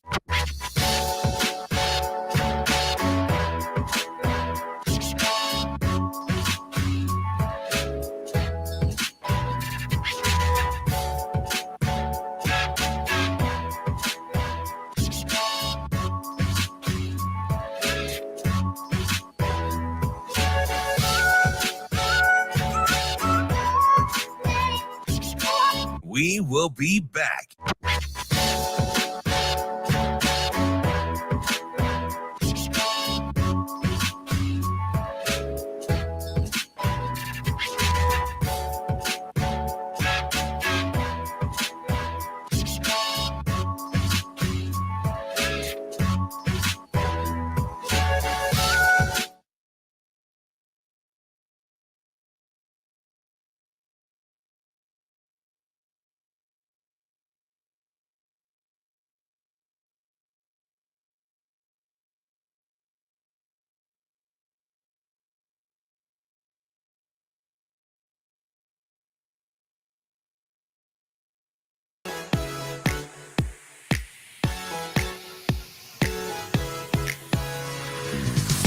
You're listening to Hurrdat Sports Radio.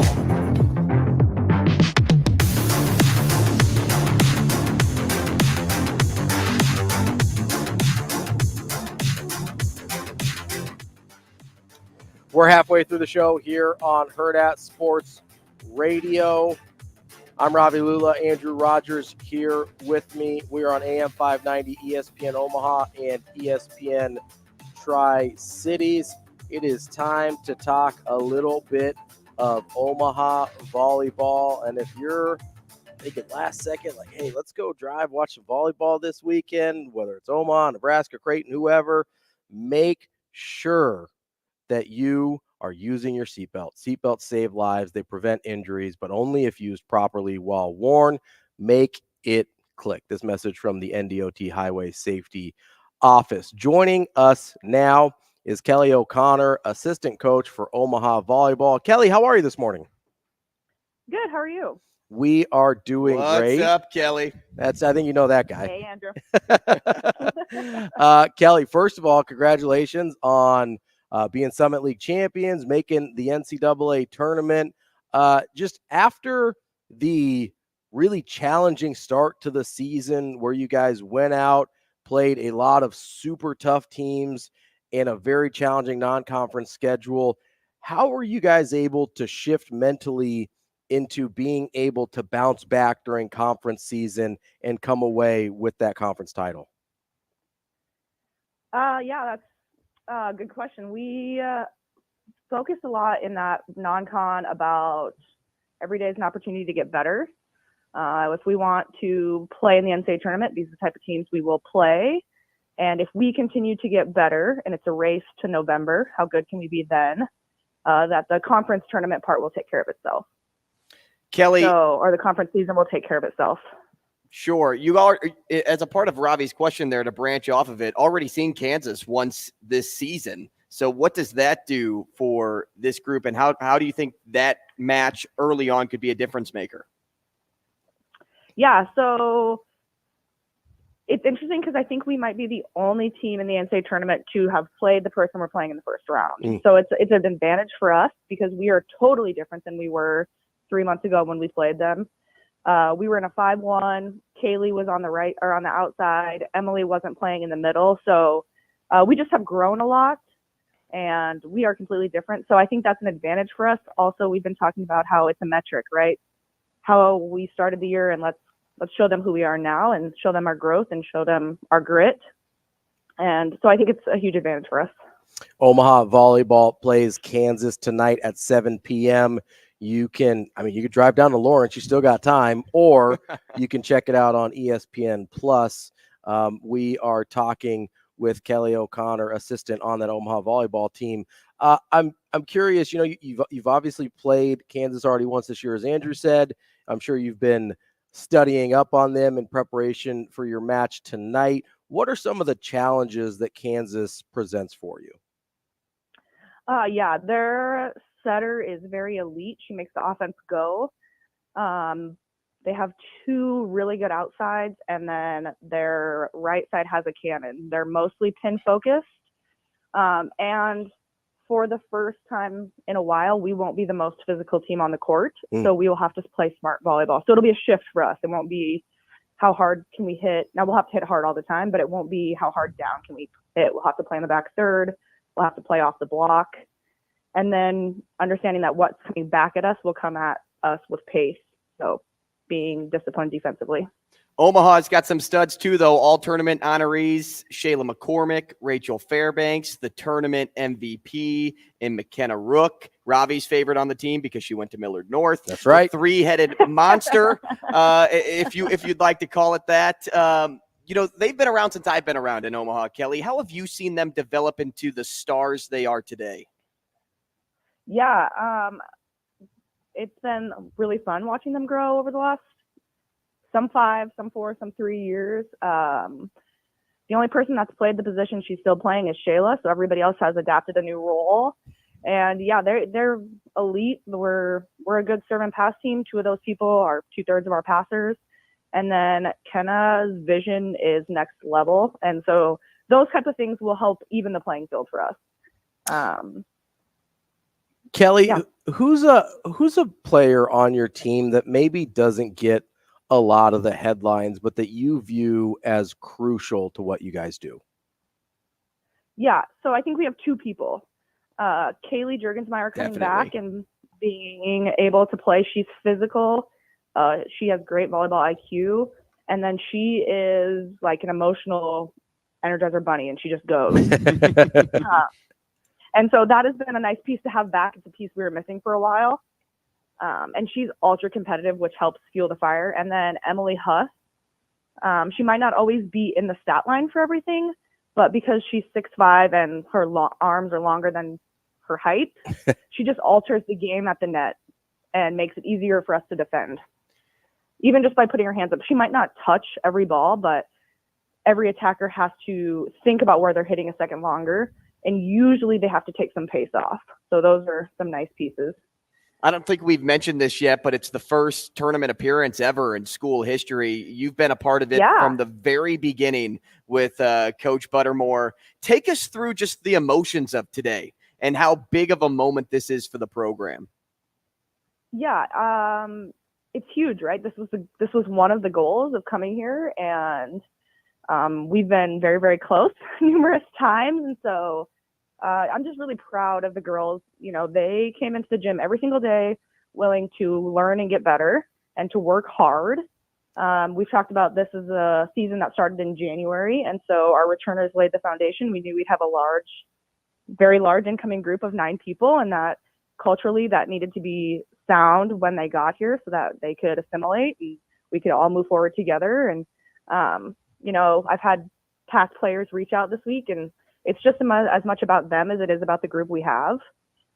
So, yeah, I just am very proud of the group, very happy for them. And then I'm excited for them because I think they've really earned this. And we're not just here to experience. We would like to be really competitive and win the first match and win the first set and see what happens. So, yeah, I'm just excited for them to show everybody what Omaha volleyball is about. It's just an incredible year, from volleyball day in Nebraska, being a part of that event, to now an NCAA tournament trip. You can be honest. We won't tell anyone. Is this the most rewarding season of them all? Yeah, I think it is, because we have had trials and tribulations. It hasn't always been easy. A lot of people have had to dig really deep and remember why we do this and what we love about volleyball, because when you're 0-9, it's hard to remember that. And I think that's what has made it special. I wouldn't change the journey that we've been on.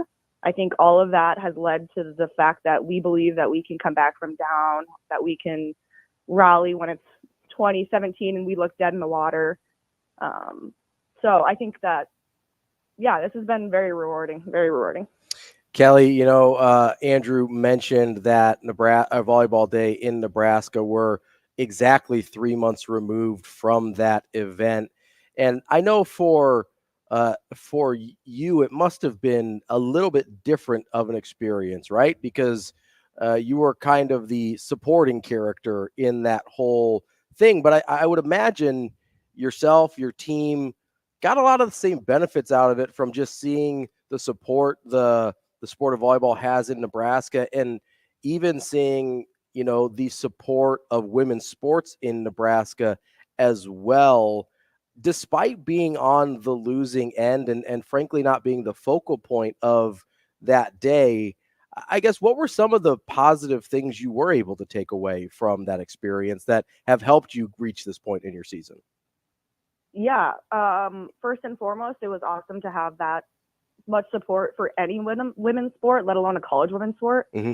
I think that provided a really good perspective for our team and how much volleyball means to this area. 2, it was the loudest place we will ever play. And so every gym from here on out is like no big deal. It can be loud, but it's not going to be 92,000 people loud. And I just think there was a lot of eyes and scrutiny on the moment, and our girls handled that with grace, and that has, pushed them forward, and they've learned how to walk through some of those harder moments in the season because of this perspective and just like the environment and the gratitude for being able to play in that event. It just gave us really good perspective.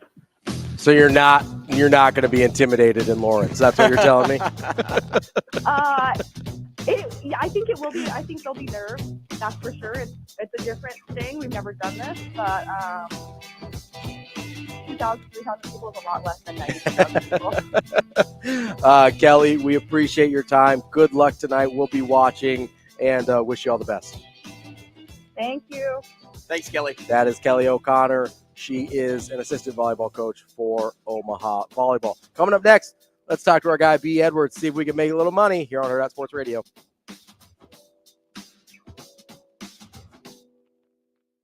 We will be back.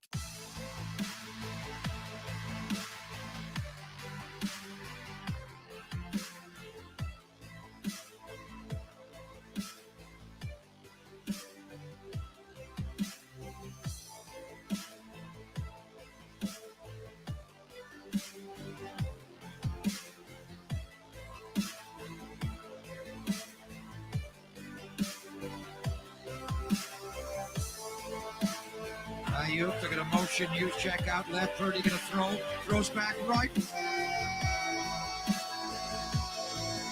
San Francisco! Ayuk is on fire!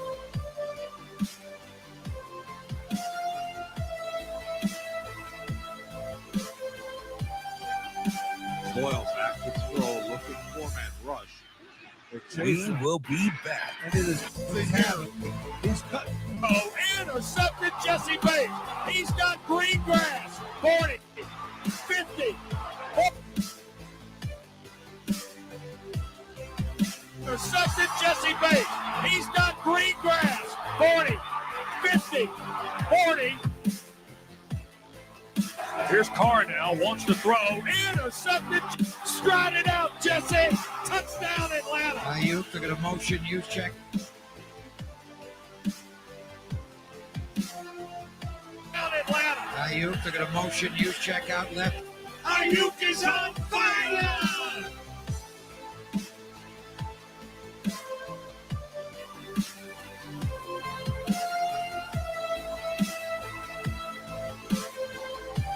Listening to Hurrdat Sports Radio. Here's Carr We now. will be back. Radio. Here's Carr now.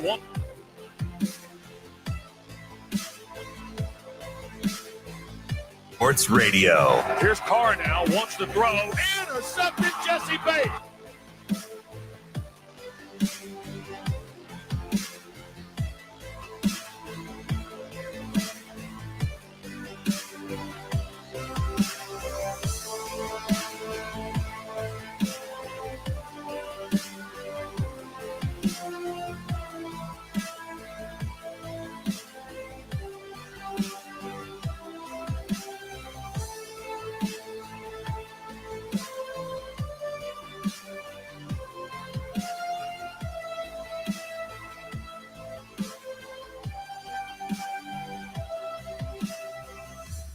We will be back.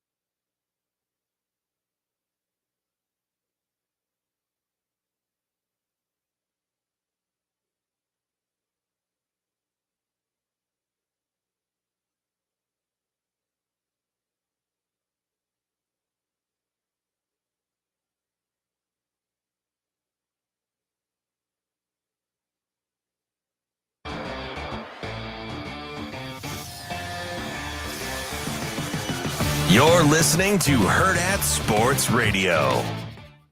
Now, Vegas insider, senior handicapper, and fan of the cold Budweiser bottles, Brian Edwards. It's got to be touchdown, touchdown, touchdown. Brian Edwards. I don't really love it. Brian Edwards. Were they using the cream cheese to butter the bagel? Brian Edwards. I'm going with the cowgirl. Here is Brian Edwards. Before we get to Brian Edwards' picks, I'm going to tell you where you can go bet on those picks. Right here in Nebraska, the best place to place your sports bets is Warhorse Sportsbook. You can go to Lincoln to the casino and place your bets there, or to Horseman's Park here in Omaha, 6303 Q Street, and place your bets right here in Omaha as well. They've got nearly every major sporting event, and you can put the bets together just about any way you want. Straight bets, parlays, props, live in-game bets, where I typically like to dabble. Probably not the smartest, but I have a good time with it. And that's what it's all about, having a good time betting on sports. Visit warhorsecasino.com/sportsbook or get the Warhorse Casino app for details and the full list of house rules. Warhorse Sportsbook, no bets, no glory. As we are joined now by our guy, Brian Edwards, our Vegas insider. The expert. B, how are you this morning? Good morning, gentlemen. How are we? Good. We are doing well. One of my favorite college football weekends of the year, the conference championship weekend, jam-packed with games. So let's get started with probably, I mean, it's either this or Washington, Oregon, but Bama and Georgia, one of the premier games of the weekend. You're liking the total in that one. Am I right? Correct. I am going with the over. I'm okay with it at 54. There is a 53.5 left at South Point, but it looks like a lot of other books are 54.5. So, by the time your listeners get there, it may be 54.5. And I'm actually okay with that as well. So the over's on a 7-0-1 run for Alabama now to improve to 9-2-1 overall. But I'll concede that some of those out of the 9 total overs and 7 in a row, not a lot of them, but a few of them, like last week, would not have gone over this total because they had lower numbers. But the 4 games for Bama before the Auburn game had combined scores of 76, 70, 70 again, and 54. Milrose playing terrific, 15-3 TDI and T ratio in Bama's last 7 games. He's also got 12 rushing touchdowns on the year. Alabama's averaging 35.8 points per game. Georgia averages 39.6, and the overs on a 6-3 run for Georgia, but 2 of those unders came when Bowers was sidelined. I just think Kirby was resting him last week. Now, McConkey, I think, is legit hurt, but I'm pretty sure he's going to at least give it a go. Now, whether he's 100% or not, we shall see. The last 9 head-to-head meetings between these teams, the over 6-2-1, and the last 3 that they've met in Atlanta indoors, the SEC championship game, they've had combined scores of 65, 63, and 60. So, I think it's a pretty low total for these offenses. I know they have elite defenses, but I like the over. Now, selfishly, I'm going to ask this next question, and I know it's unprepared to the notes you sent us, but who's winning this game? Is it Alabama or Georgia? I need to know for my pick'ems, and I am stressing out over it. Well, if the line were pick'em, I would be picking Georgia. The line is currently 5 or 5.5. Looks like there's a 6 off short bet online. If it were to get to 7, I might be a little interested in Bama, but I'm just not that interested in fading Georgia. I do think it'll be a close game. If I had to pick it with the spread, I'd go Bama, but if the spread was pick 'em, I'd go Georgia. All right, let's move on to the Big 12 title game. This is a place where you're maybe fading the favorite with Oklahoma State as a plus 15.5 point dog against Texas. Yeah, this is not the most talented Gundy team, but I think it's one of the best coaching jobs he's done. I mean, his he's used to having a really good quarterback, and Bowman has more interceptions, 11, than he has touchdowns, 10. But he might have his best running back ever. Ollie Gordon's been terrific. 7 of the last 8 games, he's had at least 136 yards. He's been for over 200 plus on a bunch. He's averaged 6.4 yards per carry on the season, 20 rushing touchdowns, 1 receiving. Oklahoma State's been an underdog 5 times this year, and they are 4-1 both straight up and against the spread in those games. Their last 8, they've won 7 of them. Kind of had the no-show at UCF.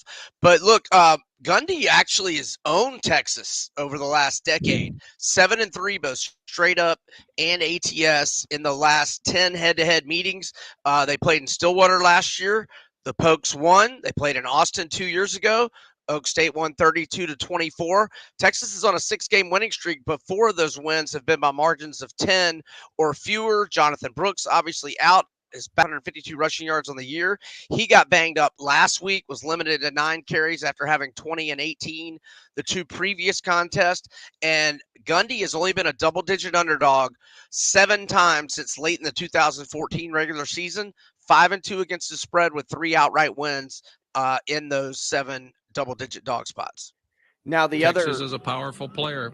Sure is. The other Power 5 big game this week happens on Friday, and it may be one of the weirder spreads. Washington plus 10 or 9.5. You may have bought up to 10, regardless of where you got it. It's near that 10 number against Oregon. undefeated Washington against a one-loss Oregon team who's playing really good football and lost to Washington once this year. But that just seems incredibly high, does it not? It does, and I made Oregon a 6-point favorite. Like Washington, I would like to have it at 10. Bet Online's at 10 right now. Circa's at 10. Everybody else at 9.5. So buy the half point to 10 if you're not getting 10. But I want to clarify, it's not like a huge play for me because Oregon is hot as a firecracker with revenge mode. But Washington beat them in Eugene last year and beat them this year, although a lot of people, say that Oregon outplayed them. They did fail on 3 fourth down attempts and missed a field goal. But yeah, so Washington, not a huge opinion. And then I like over 65.5 or 66. Obviously, we've got 2 great quarterbacks. They combined for 69 earlier in the year, and a couple of those fourth downs were in Washington territory, and again, Oregon missed a field goal. And then last year at Outson Stadium, they had 71 combined. Oregon, number 1 in the country in total yards, number 2 in passing yards and scoring, 45.3 points per game. So, yeah, 2 great quarterbacks. I like the over, and I like Washington if you can get 10. All right, going to the group of 5 here real quick. Miami of Ohio +8 versus Toledo. You're leaning on that other Miami school. Yes, so they opened the year at the other Miami in South Florida and got drilled. But since then, they've won 10 of 11. The only loss by 4 at home to Toledo, and that was the game when their quarterback Gabbert got hurt. And they ended up losing that one. But Miami of Ohio, of those 10 wins recently, 8 by 13 or more. They're 8th in the country in scoring D, only giving up 16.3 points per game. I like Miami of Ohio catching 8 against Toledo. All right, B, let's move on to the NFL slate. Got about 2.5 minutes. You're going with the Cowgirls, huh? That is true. They have not played a murderer's row of a schedule at home, but they are 5-0 both straight up and against the spread, and every win by 20 points or more. And Seattle, not playing their best here lately. Lost 3 of 4, 1-5 ATS slide. So I like the Cowboys. I'm also going their team total over 27.5. It might be 28.5 at some spots. I still like it. Their outputs scoring at home 30, 38, 43, 49, and 45. So they've had 30 at least each time. And if you really want to get crazy, I'm not against Dallas in the first half or their team total over in the first half. Ooh, interesting. Lots of plays on your favorite Dallas Cowboys tonight. The last one with the NFL coming up this weekend. Titans +1 versus Indy, but there's a caveat with that one. What is it?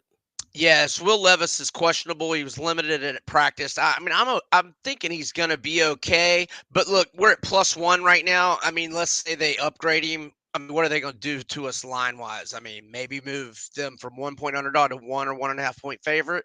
You know what I'm saying? So I just think I want to wait, at least to see what he does at practice today. And if there's good reports, I'll go with the Titans because they're 4-0 both straight up and against the spread at home this year. That's our guy, Brian Edwards. I mean, I think we got through your list. Any other ones you feeling a little spicy about? Yeah, I just plugged in an NBA play for. Oh yeah, let's go Pacers over. Their 12-0 run on the overs ended. Him and the Pacers. The 12-0 over run ended Monday, but I think they get back on track over 238.5 or 239 tonight. At some point, he's going to have enough profit to buy multiple Tyrese Halliburton jerseys. I was going to say, for me, this is just betting on Tyrese Halliburton being awesome, and that's a pretty good bet in my book, B. Great to talk to you, as always. Good luck this weekend, and we hope you make some money. Thanks, fellas. Y'all have a great weekend. That's Brian Edwards, our Vegas insider. Terrific stuff, as always, from B. Coming up next, we're going to talk to our guy, Michael Bruntz from Husker 24/7. Bruntsy. Get a little Nebraska football talk going today here on Hurrdat Sports Radio.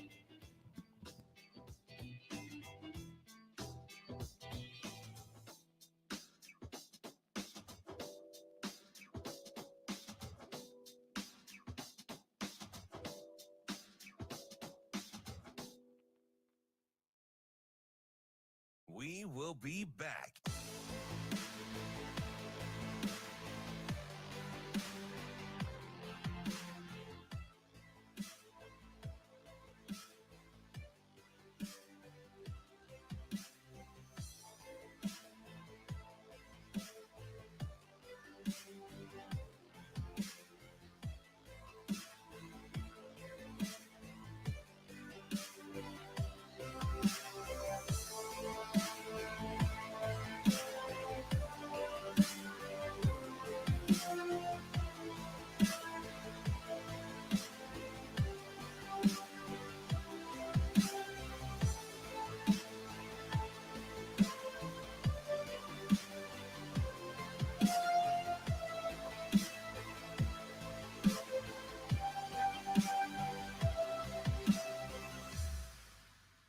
We will be back.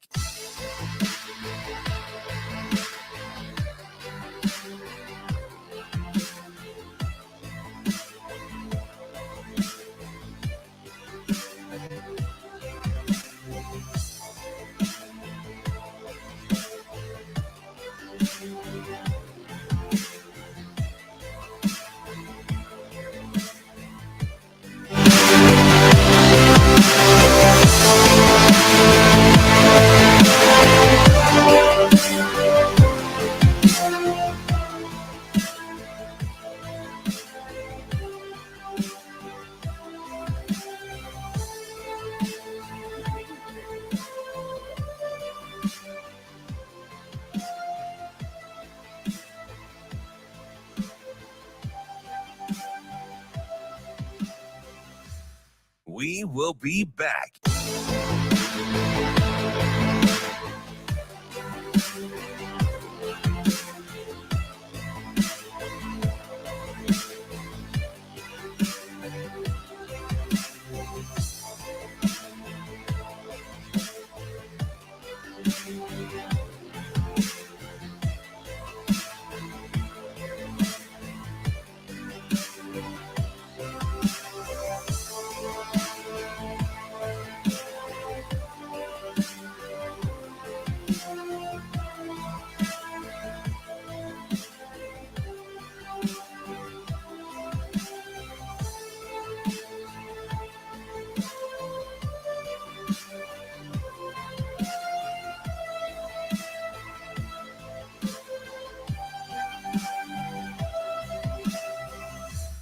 We will be back.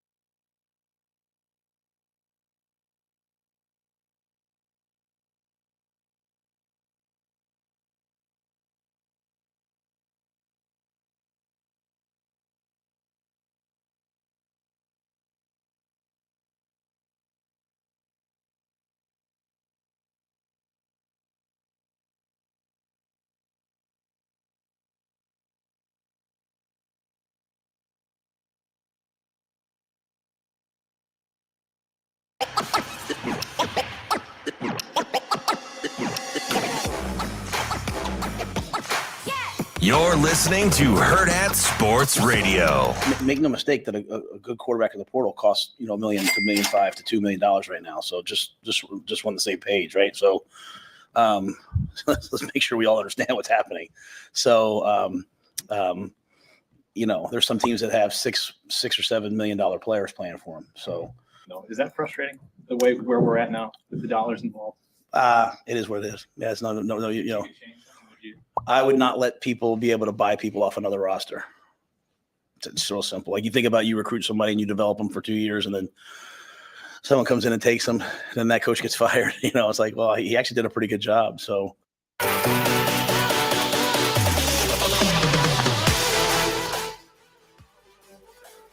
Kicking off hour number 3 here on Hurrdat Sports Radio. I'm Ravi Lulla. Andrew Rogers here with me. We are live from the H&H Chevrolet stage of the Hurrdat Sports Bar and Grill. We're on AM 590, ESPN Omaha, ESPN Tri-Cities in central Nebraska. And for hour number 3, we're on KFOR in Lincoln. We're joined now by our friend Michael Bruntz of Husker 24/7. Bruntz, what's going on, man? Not much. How's it going? Hey, Bruntsy. Are you getting ready for this interview while waiting entirely too long for some soup, or what's going on today? It's not entirely too long. It's the appropriate amount of time for good soup. Okay, hold on. Okay, so Did you write a check?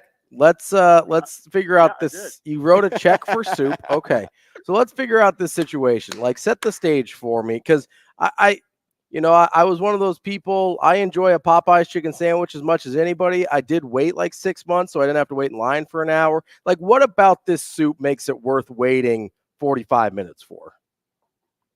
Well, it's so the restaurant is it's Grateful Bread down here in Lincoln. Mm-hmm. Okay. And for anybody that's been in there or hasn't been in there, it's a somewhat quirky little place on 17th Street, and they have they're only open on Thursdays and Saturdays, so you've got the scarcity issue there.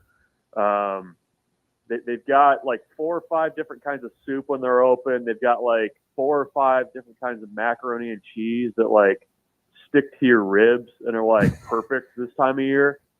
And then they've got these giant cookies that are about the size of somebody's head, like a dinner plate size cookie. Okay. A bunch of different kinds of those. So you got the scarcity going a little bit. So they're open from 10 to 2 on Thursdays and Saturdays. So people line up. And it was snowing last week. It was kind of flurrying a little bit on Wednesday.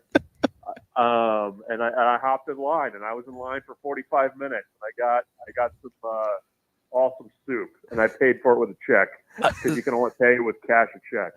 So is that the smallest check you've ever written? Well, it was $45. So He's getting soup for the fam. Oh, so are you getting soup for 12? What's happening there?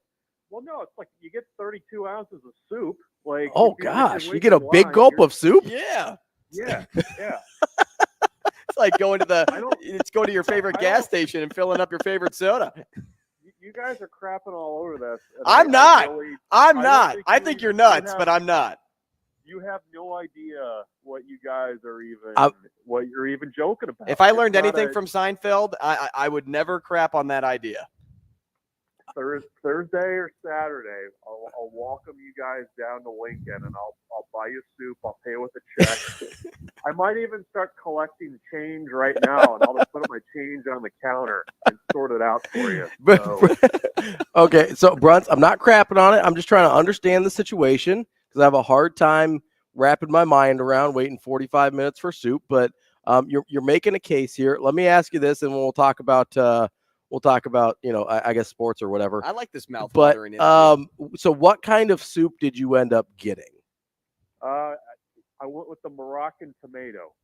I don't even know what that means, Bruntz. It's probably tasty. Sounds tasty. I know it's delicious, and it's got a little peanut butter in there, which you're like, oh, there's no way this is good. It's pretty good, and so yeah, I went Moroccan tomato, a little mac and cheese with it. And a cookie, and I was good. I was good for most of the rest of the day. Do they have anything in the insides were warm. You were like a furnace, just from the inside. It's like having a little hearth right in your tummy there. Yeah. Is there? You get it now. You get it. Is there anything in in the neighborhood of a seafood chowder that I could indulge in? No. Oh, okay. Most of them are vegetarian and soup, vegetarian soup. So I don't know that they ever go the seafood route. Now, Bruntz, did you get bread with your order? Well, so they've also got cheese scones. Oh. You go little cheese scone, little Moroccan tomato. You're living like a little twist on the Midwestern classic of grilled cheese in the tomato soup. Yeah, there you go. If they forgot your bread, would you let them know? They don't forget. That's why it takes so long. It's not like it's not a fast organization. You know if you're getting in line, you've cleared your calendar for an hour. All right, at Bruntz, one of these days we're gonna come down. We're gonna visit you. We're gonna go to the soup shop and we're gonna see what all the hype is. We're going okay? this week. Please do. Yeah. Whenever, just let me know. Clear a couple hours. Come on down. Well, yeah, you got to clear some time. We're talking with Michael Bruntz of Husker 24/7, noted soup expert. Let's also talk about your other area of expertise, which is Nebraska football. Obviously, the big headlines from Coach Rhule yesterday were his comments about what it costs to get a starting quarterback out of the transfer portal. I imagine those numbers didn't shock you a ton, but it seemed like a lot of people were taken aback by his frankness and saying, hey, this is what it costs to go get a quarterback in the portal. What were your thoughts when you heard him say that? Yeah, there was not really surprising. I mean, I think probably the surprising part is somebody publicly put a number on it, right? Sure, yeah. Like, I feel like that's kind of, for the average fan, you kind of have a sense that you have like an idea of what NIL is, right? Like you think, if you're, there's the collective side of things, and then there's kind of like the marketplace side of things. And I think a lot of people just assume that, like, I don't know what, I think the numbers surprise people. And there's certain positions on the football field that are premium positions. I mean, it's expensive to go and get a starting left tackle out of the transfer portal. Like, a quarterback and a proven quarterback is really difficult to get. And the 1.5 million number, I mean, that's not even like multi-years. I mean, that's a year. Yeah. So, I wasn't surprised by it. I mean, it's going to be a fascinating offseason because, I think everybody understands, and Matt Rhule kind of danced around it a little bit yesterday, but Nebraska's going to have to go look for a quarterback in the portal. I mean, there's no way around that. But there's almost kind of like there's like tiers, I guess, for starting quarterbacks and prices and things like that and what it takes to get that done. So I think Nebraska can get a good quarterback out of the portal. I mean, you look at the guys that are already in there now. There's guys with really impressive numbers that won a lot of games at places. And, Nebraska just needs to find a guy that's a fit. I also don't think that this is a staff that's really keen to go in there and just splash some cash around just to do it. So it's a bit of a delicate dance. But unfortunately, Nebraska's in a spot where, they got to be out there looking for a dance partner. Well, and it's the balance too, right, Bruntz, of knowing that this staff likes to develop and wants to develop and has that desire, and versus the win now approach of going into the portal and knowing that you kind of have to shy away from the standard that you've been setting. So it's a kind of a tough road to drive on, although if Nebraska wants to compete with the best of the best programs out there and get back to relevance, they have to do it. There can't be any reservation about paying a big chunk of money of 7 digits to a quarterback, right? Yeah, it's yes and no. I mean, I think it's kind of, you got to be, and I think the staff is cognizant of what bringing somebody in like that also can potentially do to your locker room. I mean, if you've got a quarterback that everybody knows is making that much, all of a sudden guys are kind of looking around going like, okay, well, I've been here. I've played the last couple of years. I mean, where's, not where's my 7 figures, but, can I get a little bit more on the top here? I mean, I think that's something that's real. I know that it's happened at Nebraska in the past couple of years with guys coming out of the portal and guys on the roster. But it's an interesting discussion, and Matt Rhule kind of hit on it yesterday too. I mean, the portal quarterbacks that seem to be having the most success are generally doing it in their second year of being at a certain place. Like the mercenary one and done type guy that comes in and just goes gun blazing across college football is, I think, a little bit of a unicorn. So I think if you can find a guy that, maybe you can kind of develop, but you also kind of have to, win a recruiting battle for, maybe you splash some cash around. I mean, I think that's probably the direction they'd be more likely to go. And it's interesting. You kind of look at what Nebraska's quarterback room did numbers-wise this last year. To kind of make that next step, I mean, you kind of almost need to be, like, if you look statistically, kind of comparable to what, like, Northwestern did. And I know that that's difficult for people to stomach, but 18 touchdowns, 8 interceptions, they took care of the ball. I mean, it as much as people want this big splash, I don't know that you necessarily need to have that to have success on the field. You just need to find somebody that can make a few throws, that doesn't turn the ball over, and can run your offense. So that's kind of the tough part with the portal, is kind of sifting through everybody and figuring out who really kind of fits what you're looking for, rather than just kind of that new shiny toy. Well, and, I want to go back to the point you said about bringing somebody into the locker room, and it may leave an uneasy feeling with some in the room. Going back to balance again, I mean, it has to be balancing worth and value, right, with like the rest of the team. Mm-hmm. And this staff is good about having those conversations with players. But I mean, these guys just have to be okay with whoever they bring in, and knowing that they're better than they are right now. I mean, if they're getting that type of money, it's just understanding that it's like at all levels, whether it's professional or college, and NIL kind of works as like that professional contract. If I bring in a star pitcher, somebody that was just an all-star, or somebody that just won a ton of games the year before, you would expect them to make more money than you.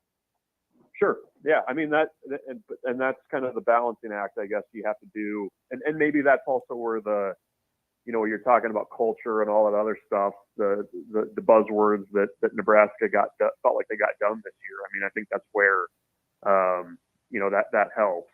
Plus, if a guy's coming in making a little bit more money and he can help you win games, I would imagine there's probably some guys that are more than willing to make that trade-off as well. We're talking with Michael Bruntz from Husker 24/7. Bruntz, was there anything other than the transfer portal quarterback dollar amount thing that stuck out to you from Matt Rhule's comments yesterday? Well, I mean, a big one is,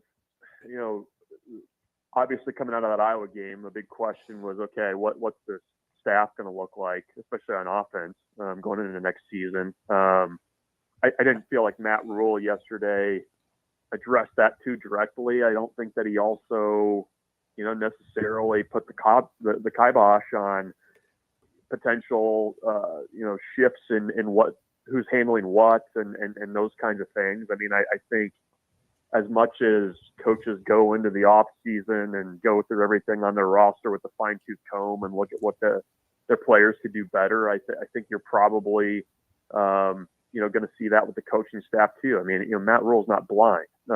He saw what the offense looked like for 12 games this year. You have to balance the injury stuff and first year and all that other stuff with just what you were as an offense. But I don't know that the configuration of the staff and roles was necessarily what they wanted going into last season. I know it wasn't, and I think that's one area where you could maybe see Matt Rhule tinker with things a little bit.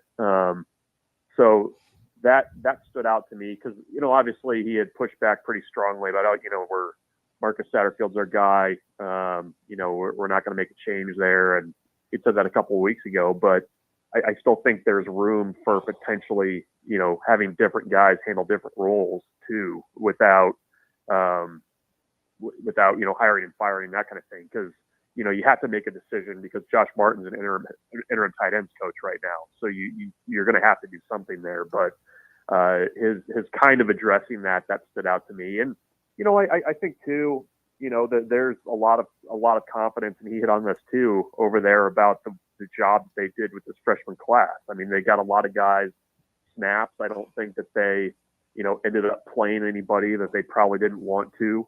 And I think you're going to see a lot of, the redshirted guys and also, true freshmen that played this last season end up in Nebraska's 2D pretty quickly, just because of the way they feel about that class and just kind of the way things shake out right now. Bruntz, speaking of the staff on the defensive side of the ball, a rumor swirling that Tony White has connection to USC. How much of a grain of salt should that rumor be taken with, especially because no major media outlet has confirmed anything? And do you think this could be maybe a smokescreen and a way to force Nebraska's hand to pay Tony White more sooner rather than later?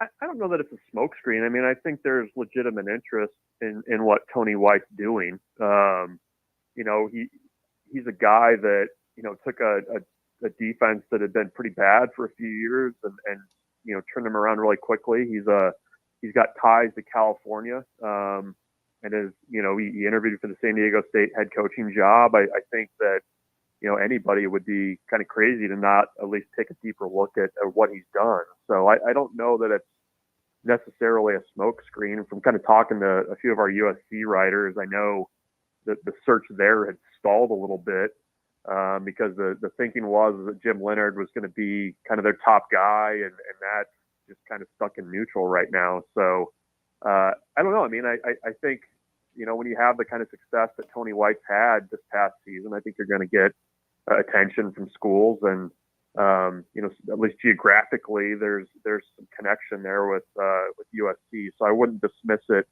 right out of hand, but you know, I personally have not confirmed anything about, you know, interest or anything there. So I can't really speak too much more beyond that. Bruntz, isn't there a chance this is also just USC trying to get Jim Leonhard to move a little bit quicker? I mean, teams do that too, right? Kind of play leverage the way that we assume the coaches are always trying to play leverage. Yeah, everybody's leveraging, just leaning up against each other. Yeah, I mean, that could be part of it. I mean, there could be somebody else, you know, a mystery door number 3 candidate. Ooh, I love a mystery candidate. Yeah, I don't Bachelorette number 1, Bachelorette number 2, or the mystery guest behind the blue curtain. It's just a stock photo of a defensive football coach. It's Bob Diaco. Yeah, that'd be a heck of a hire. Yeah, no, I mean, I think that's probably part of that. You know, certainly USC is having to play the perception game given how everything played out there with Alex Grinch. But yeah, I mean, I don't this time of year I don't dismiss things too out of hand. So yeah, I could see where maybe you're trying to force the hand of somebody too, and I don't know, maybe it's I don't know. It's silly season. It only gets sillier. So that's where we're at.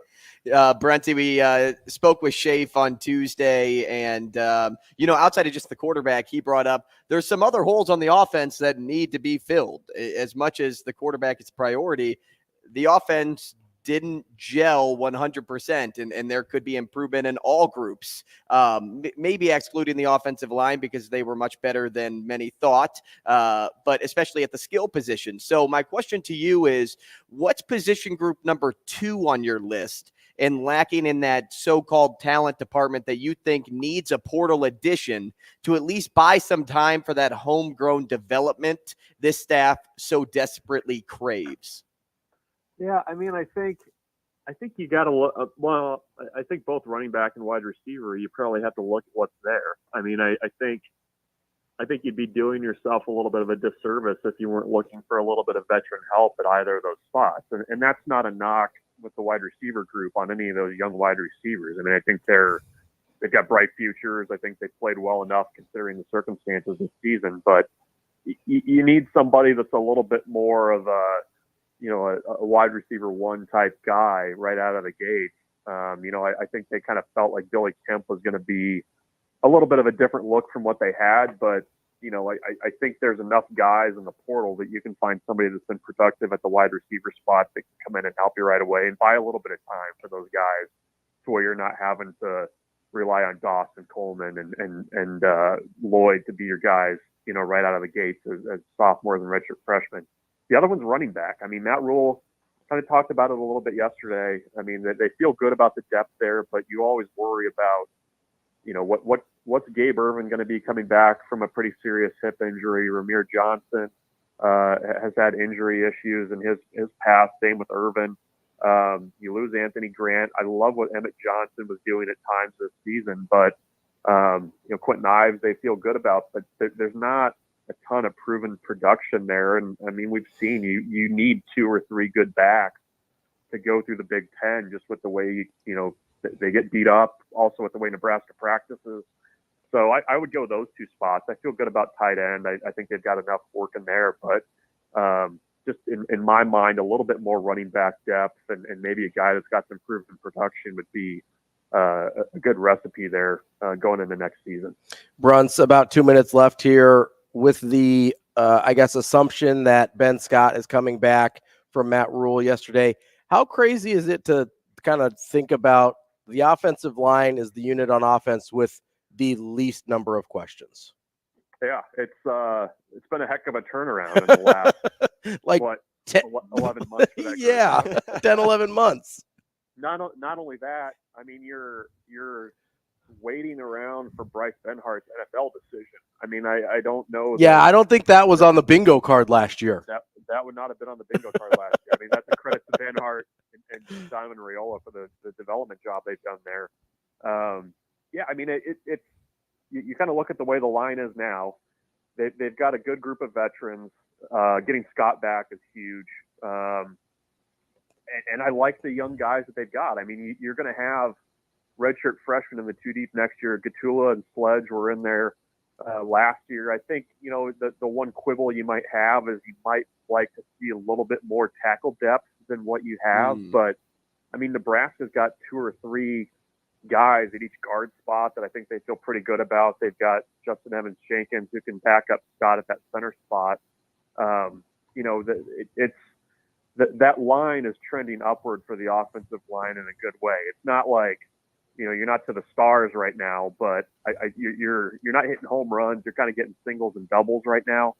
And for that group and kind of where they've been, I think that's okay. I mean, I think they can continue to develop, and they've done a good job of resetting the deck a little bit there with the younger guys too. Michael Bruntz from Husker 24/7. Bruntsy, we will schedule a little soup date for all of us, but until then, we appreciate your time, and we'll talk to you again soon. Sounds good, guys. We'll book it. Take care. Thanks, Bruntz. That's our guy, Michael Bruntz from Husker 24/7. Coming up next, we're going to switch gears, get into a little NFL, because at 9:45, we're going to talk to Hub Arkush of Pro Football Weekly. Before that, we're going to talk a little bit about NFL coaching silly season here on Hurrdat Sports Radio.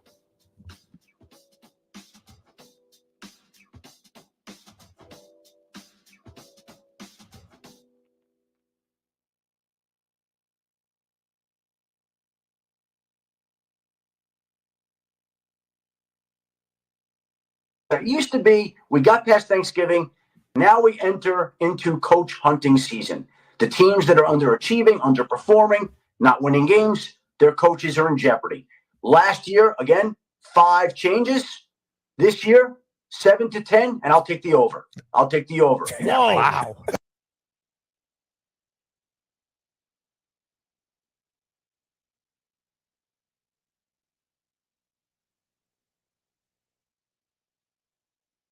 We will be back.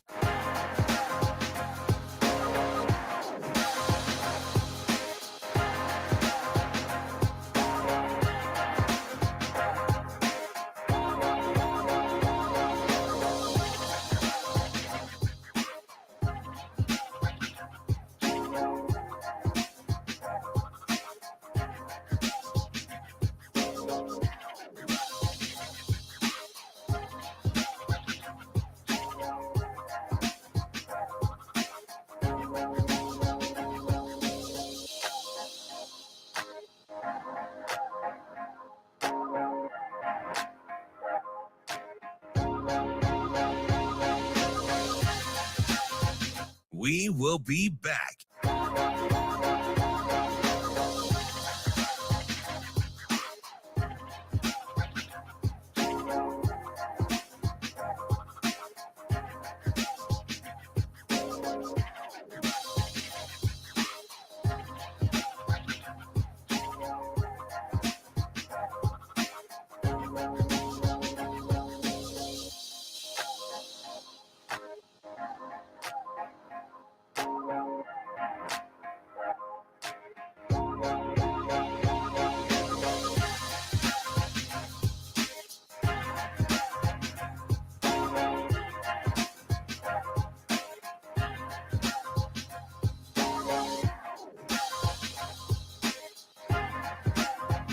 It used to be we got past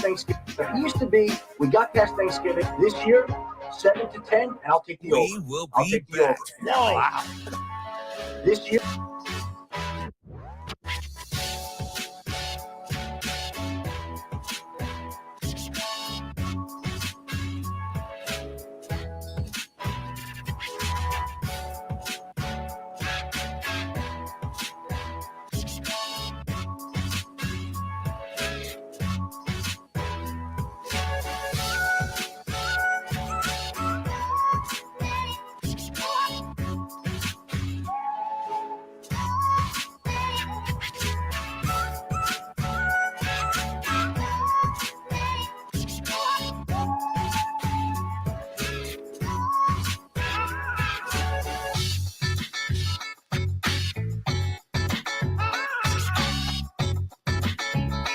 We will be back.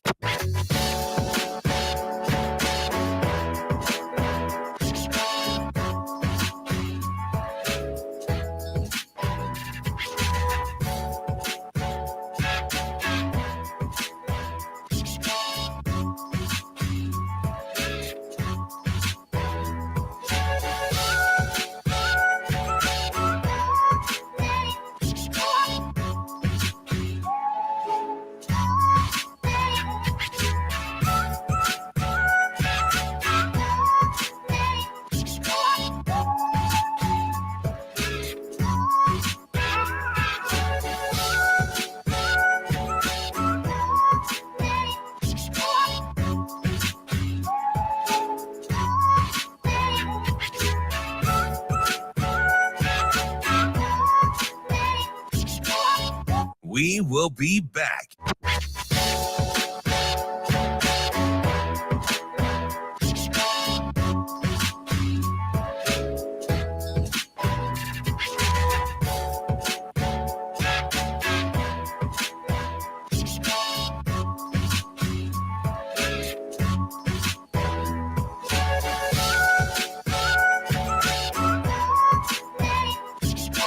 We will be back.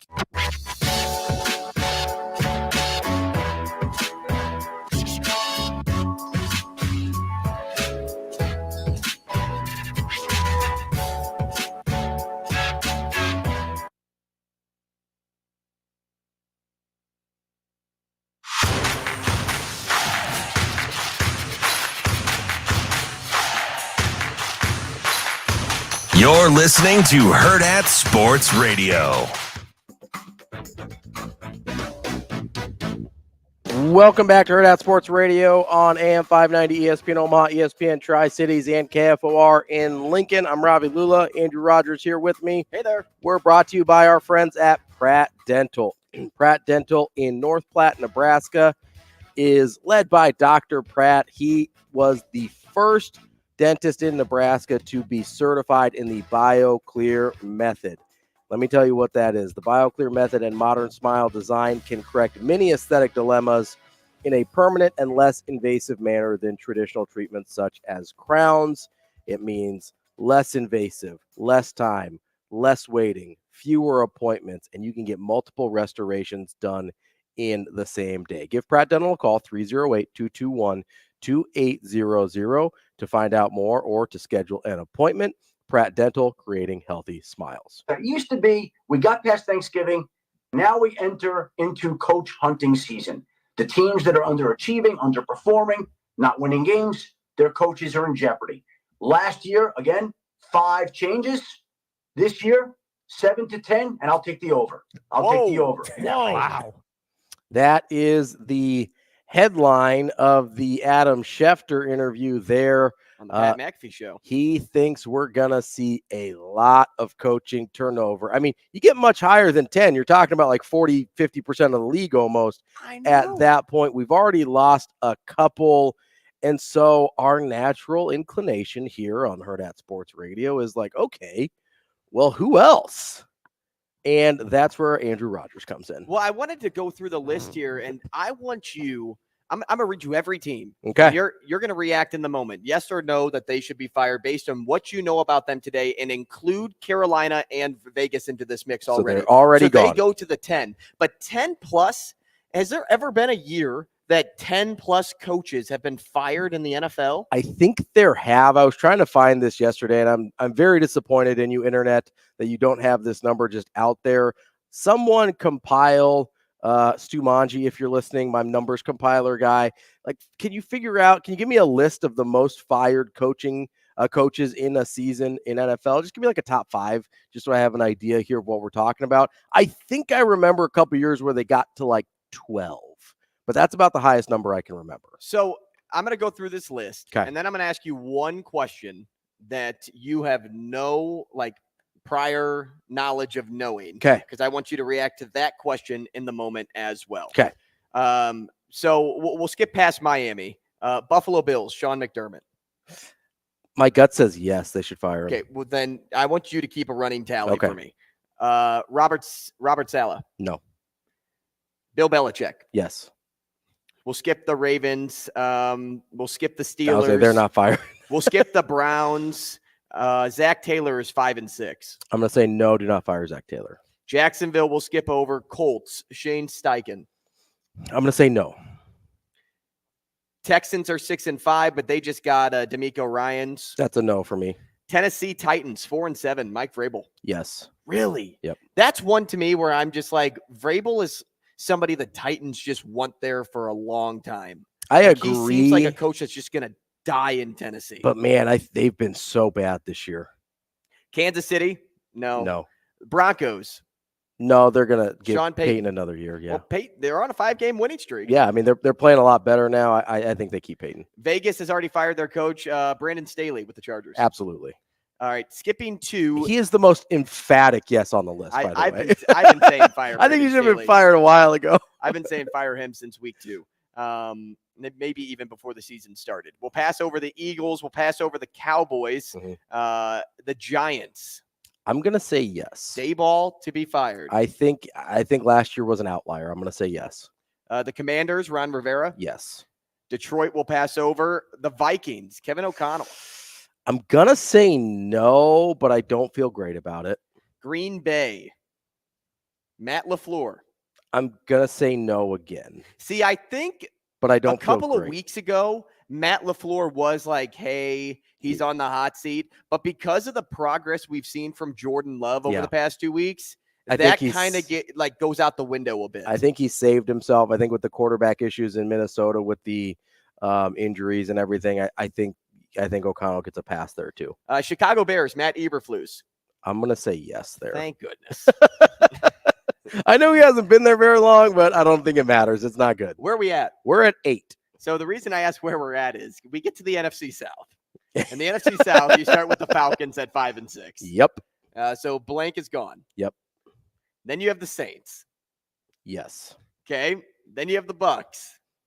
I'm going to say yes. Then you have the Panthers, who have already fired their coach. Did you already include that one yet? No, that I'm going in order. So now we are at 12. So the NFC South is completely wiped, is what you're saying. Yep. Which I don't think you are wrong about. I don't know if there's ever. I asked this before. Has there ever been a season that 10-plus NFL coaches have been fired in the same season? How about in the same division? The entire division getting wiped. Yeah, I don't know. I would have to imagine no, but I think everyone in the NFC South deserves to be fired.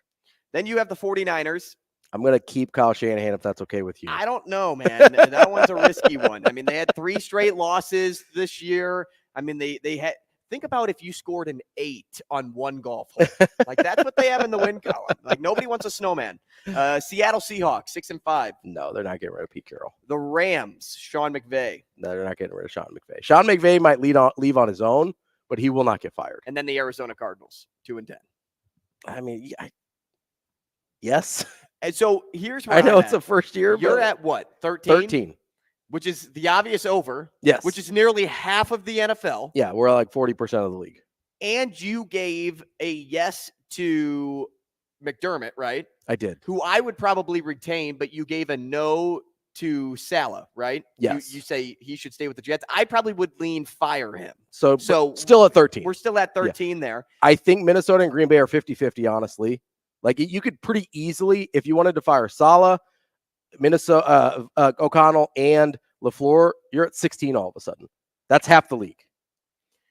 pretty crazy, man. That's so many coaches. It's pretty like there's only a handful of guys that are just absolute no's, right? Like Andy Reid, absolutely not getting John fired. Harbaugh, absolute no. Mike McDaniel, absolute no. Yeah, Kyle Shanahan, absolute no. That's 4 guys. And then why is his name slipping my brain? The Eagles head coach.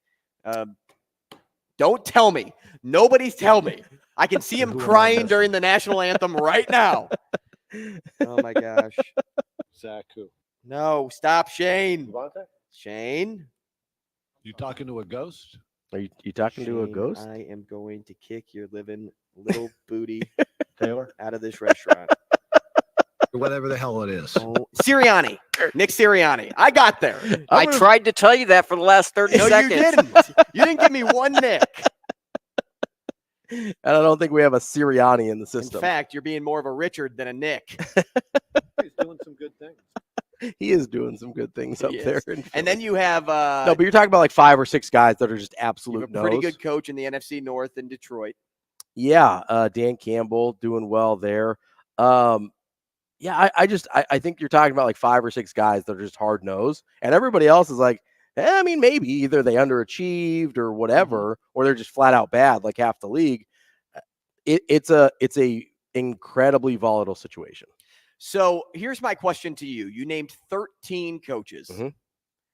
What coach out of those do you think will be fired, but also think deserves a second chance? Ooh. So he will get fired, but you're like, but he But would somebody be the else, outlier. somebody else will pick him up. Well, not just that. Like, you should actually stay on that team. Oh, okay. That's interesting. Because you said Brian Daboll, and I don't think he should be fired yet. He would be the one out of your group that I'd say Daboll shouldn't go. Yeah, I can understand not firing him. I know you also pushed back on Vrabel a little bit. Oh, Vrabel was a big one. I think he should stay too. You know, for me, honestly, the one for me is probably McDermott in Buffalo. He's got a long enough track record of being really good there that I think he probably should get a second chance. I do think he gets fired because of how dramatically they've underachieved this year, but that's probably the one for me where I'm like, hey, this guy's got a track record of being pretty good. I don't know that I'd let him go. Now answer the question the other way, the Okay. way you interpreted it. Yeah. Who should get another chance on a different team? The guy that'll get hired again. Mm-hmm. I mean, Belichick is for sure getting hired again. That is without a doubt in my mind.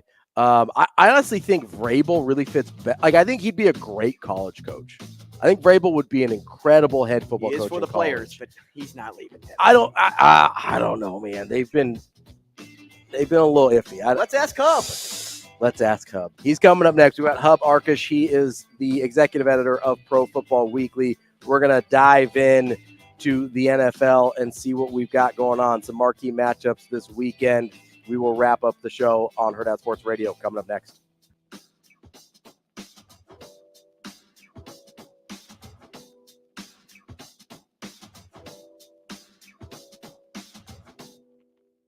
We will be back.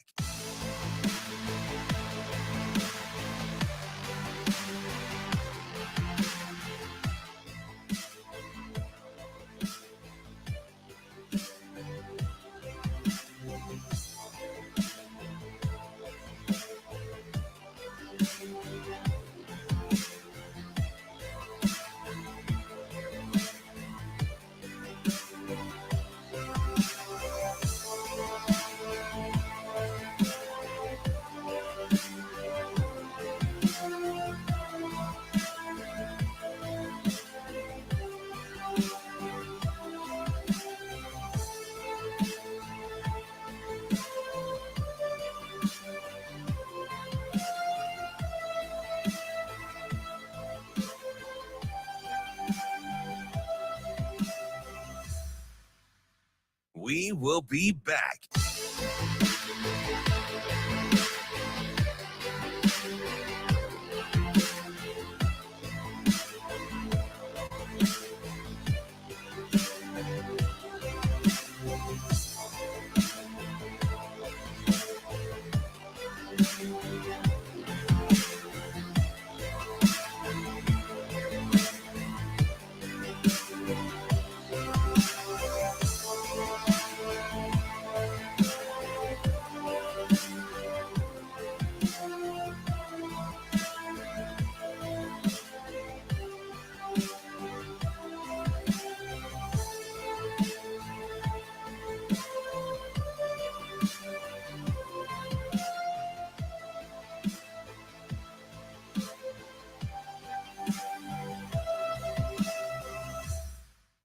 will be back.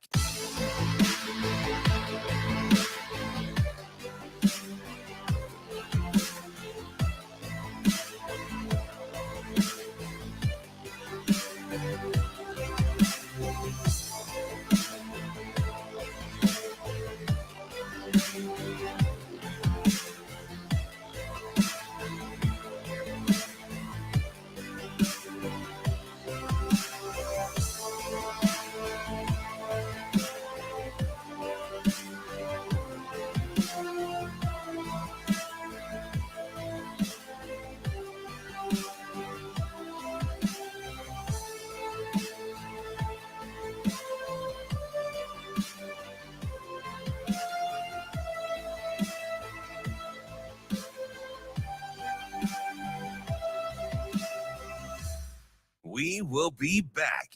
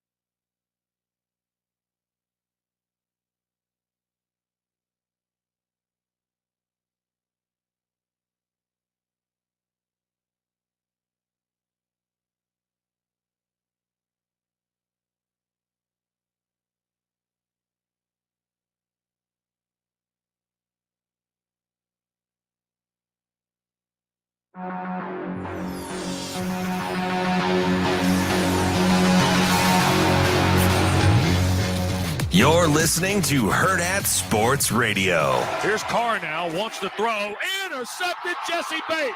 He's got green grass. 40, 50, 40, 30, 20. Stride it out, Jesse. Touchdown, Atlanta. Ayuk, they're going to motion you, check out left. Purdy going to throw, throws back right. Wide open, Ayuk. Touchdown! San Francisco. Ayuk, Ayuk, Ayuk is on fire!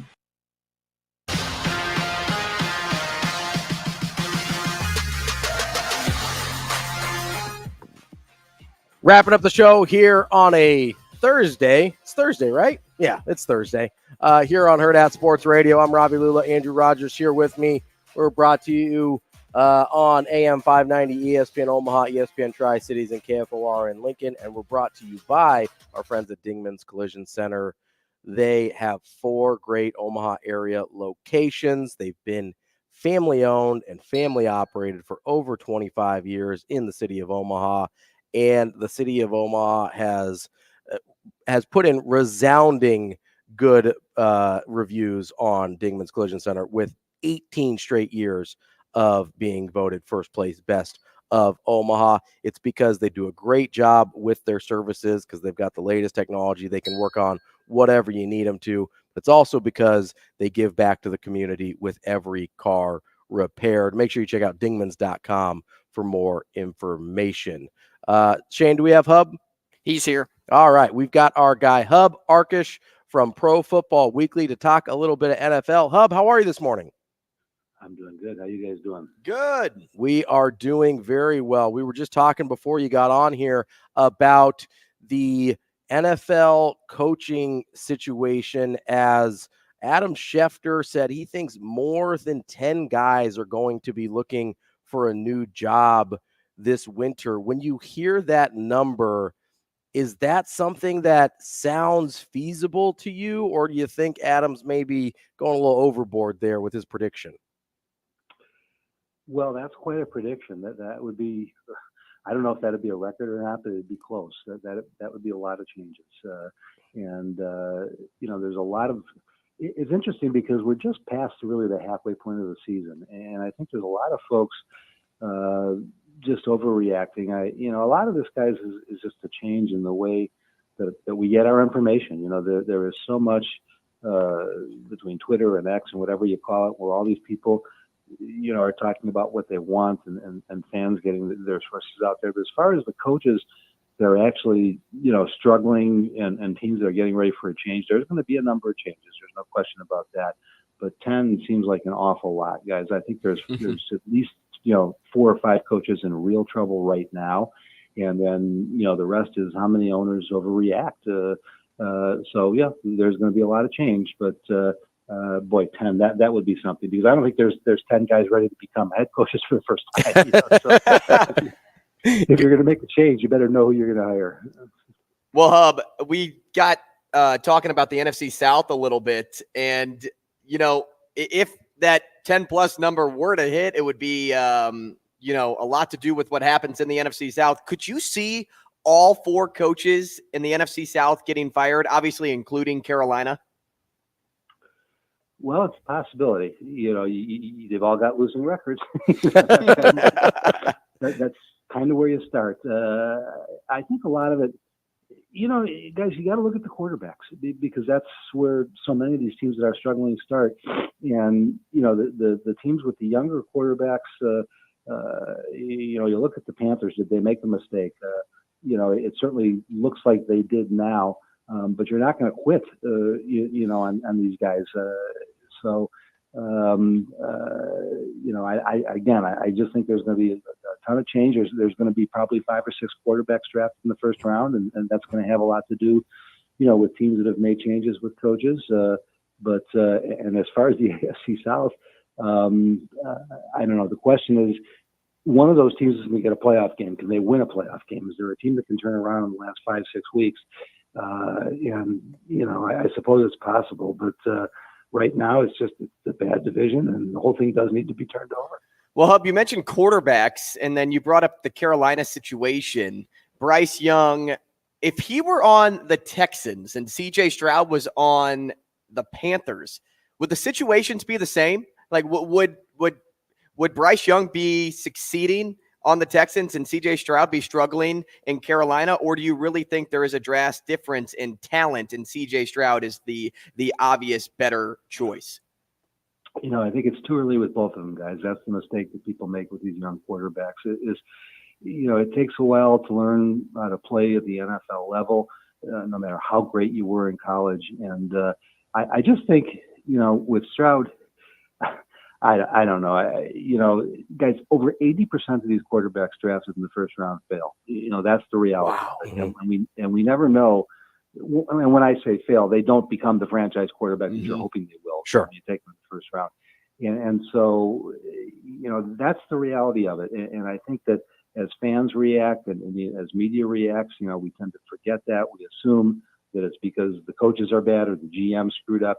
You know, in this case, I look at C.J. Stroud and I say, gosh, you know, why didn't anybody, you know that there were, you know, some questions or too many questions to know, you know, what you were going to do. Everybody wonders about the Ohio State quarterbacks, and suddenly now you've got one who looks like he could be the next great thing. But it's too early. I think that, you know, the question is, where are owners going to overreact, you know, both with the, you know, keeping or hiring of new coaches and with what they do with their quarterbacks. I think there's going to be, you know, at least 5, maybe 6 quarterbacks taken in the first round this year. And so the change will continue, and which ones will arrive, we just don't know. You know, you look at the Colts, you know, and here's a team, you know, that takes one at number 4, who I think was the best and should have been the first one taken.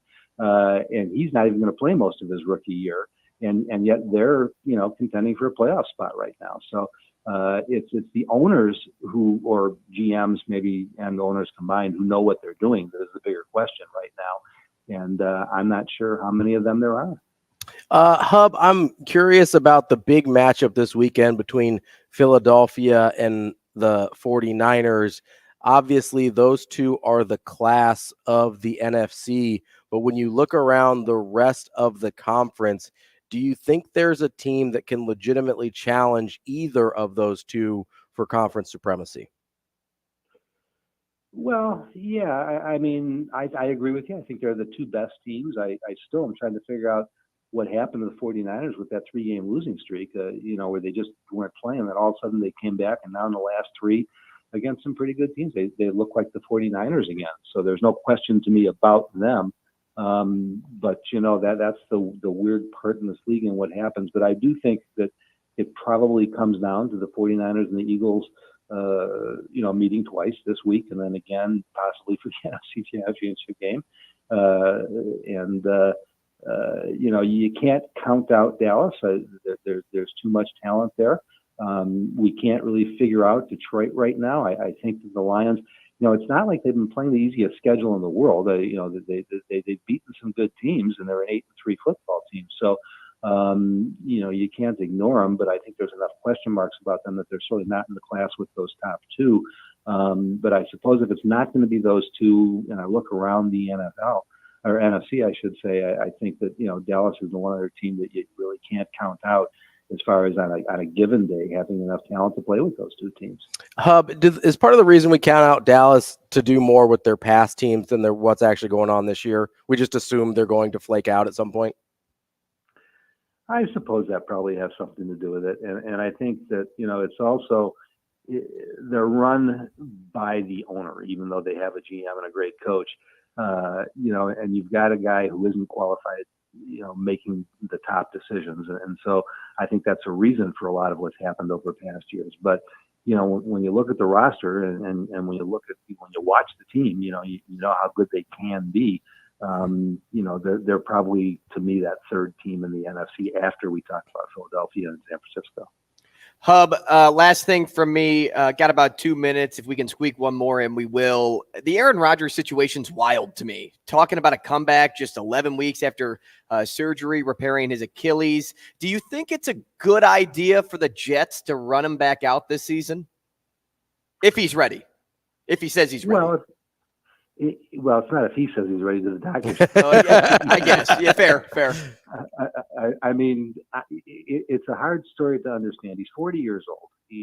Nobody wants to see the end. Rodgers, you got to go all the way back to last year, and he was not playing the best football in his career in the second half of last season. That doesn't mean that he's one of the greatest quarterbacks of all time. He's going to the Hall of Fame. There's no question about that. But at this point, the Jets kind of bet everything for a season, maybe 2 on him. And then they got 3 plays, and that was the end of it. But I don't see the upside in him coming back, knowing that it's a 6-month injury and that it's only going to be, 2 months or 3 months if you try and bring him back. It just doesn't make any sense. And what are they going to accomplish? At 4-7, they could go on a hot streak and they could still get to the playoffs. And you'd certainly want him if you were going to get to the playoffs with that kind of defense. I'm not so sure there's not a playoff team or 2 they can beat. So that would be worth bringing him back. But that doesn't seem likely the way they've played the last couple of weeks. So, unless they win this week, next week, I don't think they should even think about bringing him back, because now you're saying at 41, are we going to get enough out of them? And could next year be the year? Can we do enough in one off season? So I think this is more about what Rodgers wants and him trying to prove that he can do it, and him thinking that he can be the guy who still gets this team to the playoffs and turns it around and makes a great story. But physically, it just doesn't make sense. And so I don't see him coming back, really. Hub Arkush from Pro Football Weekly. Hub, we appreciate your time as always. We will catch up with you again soon.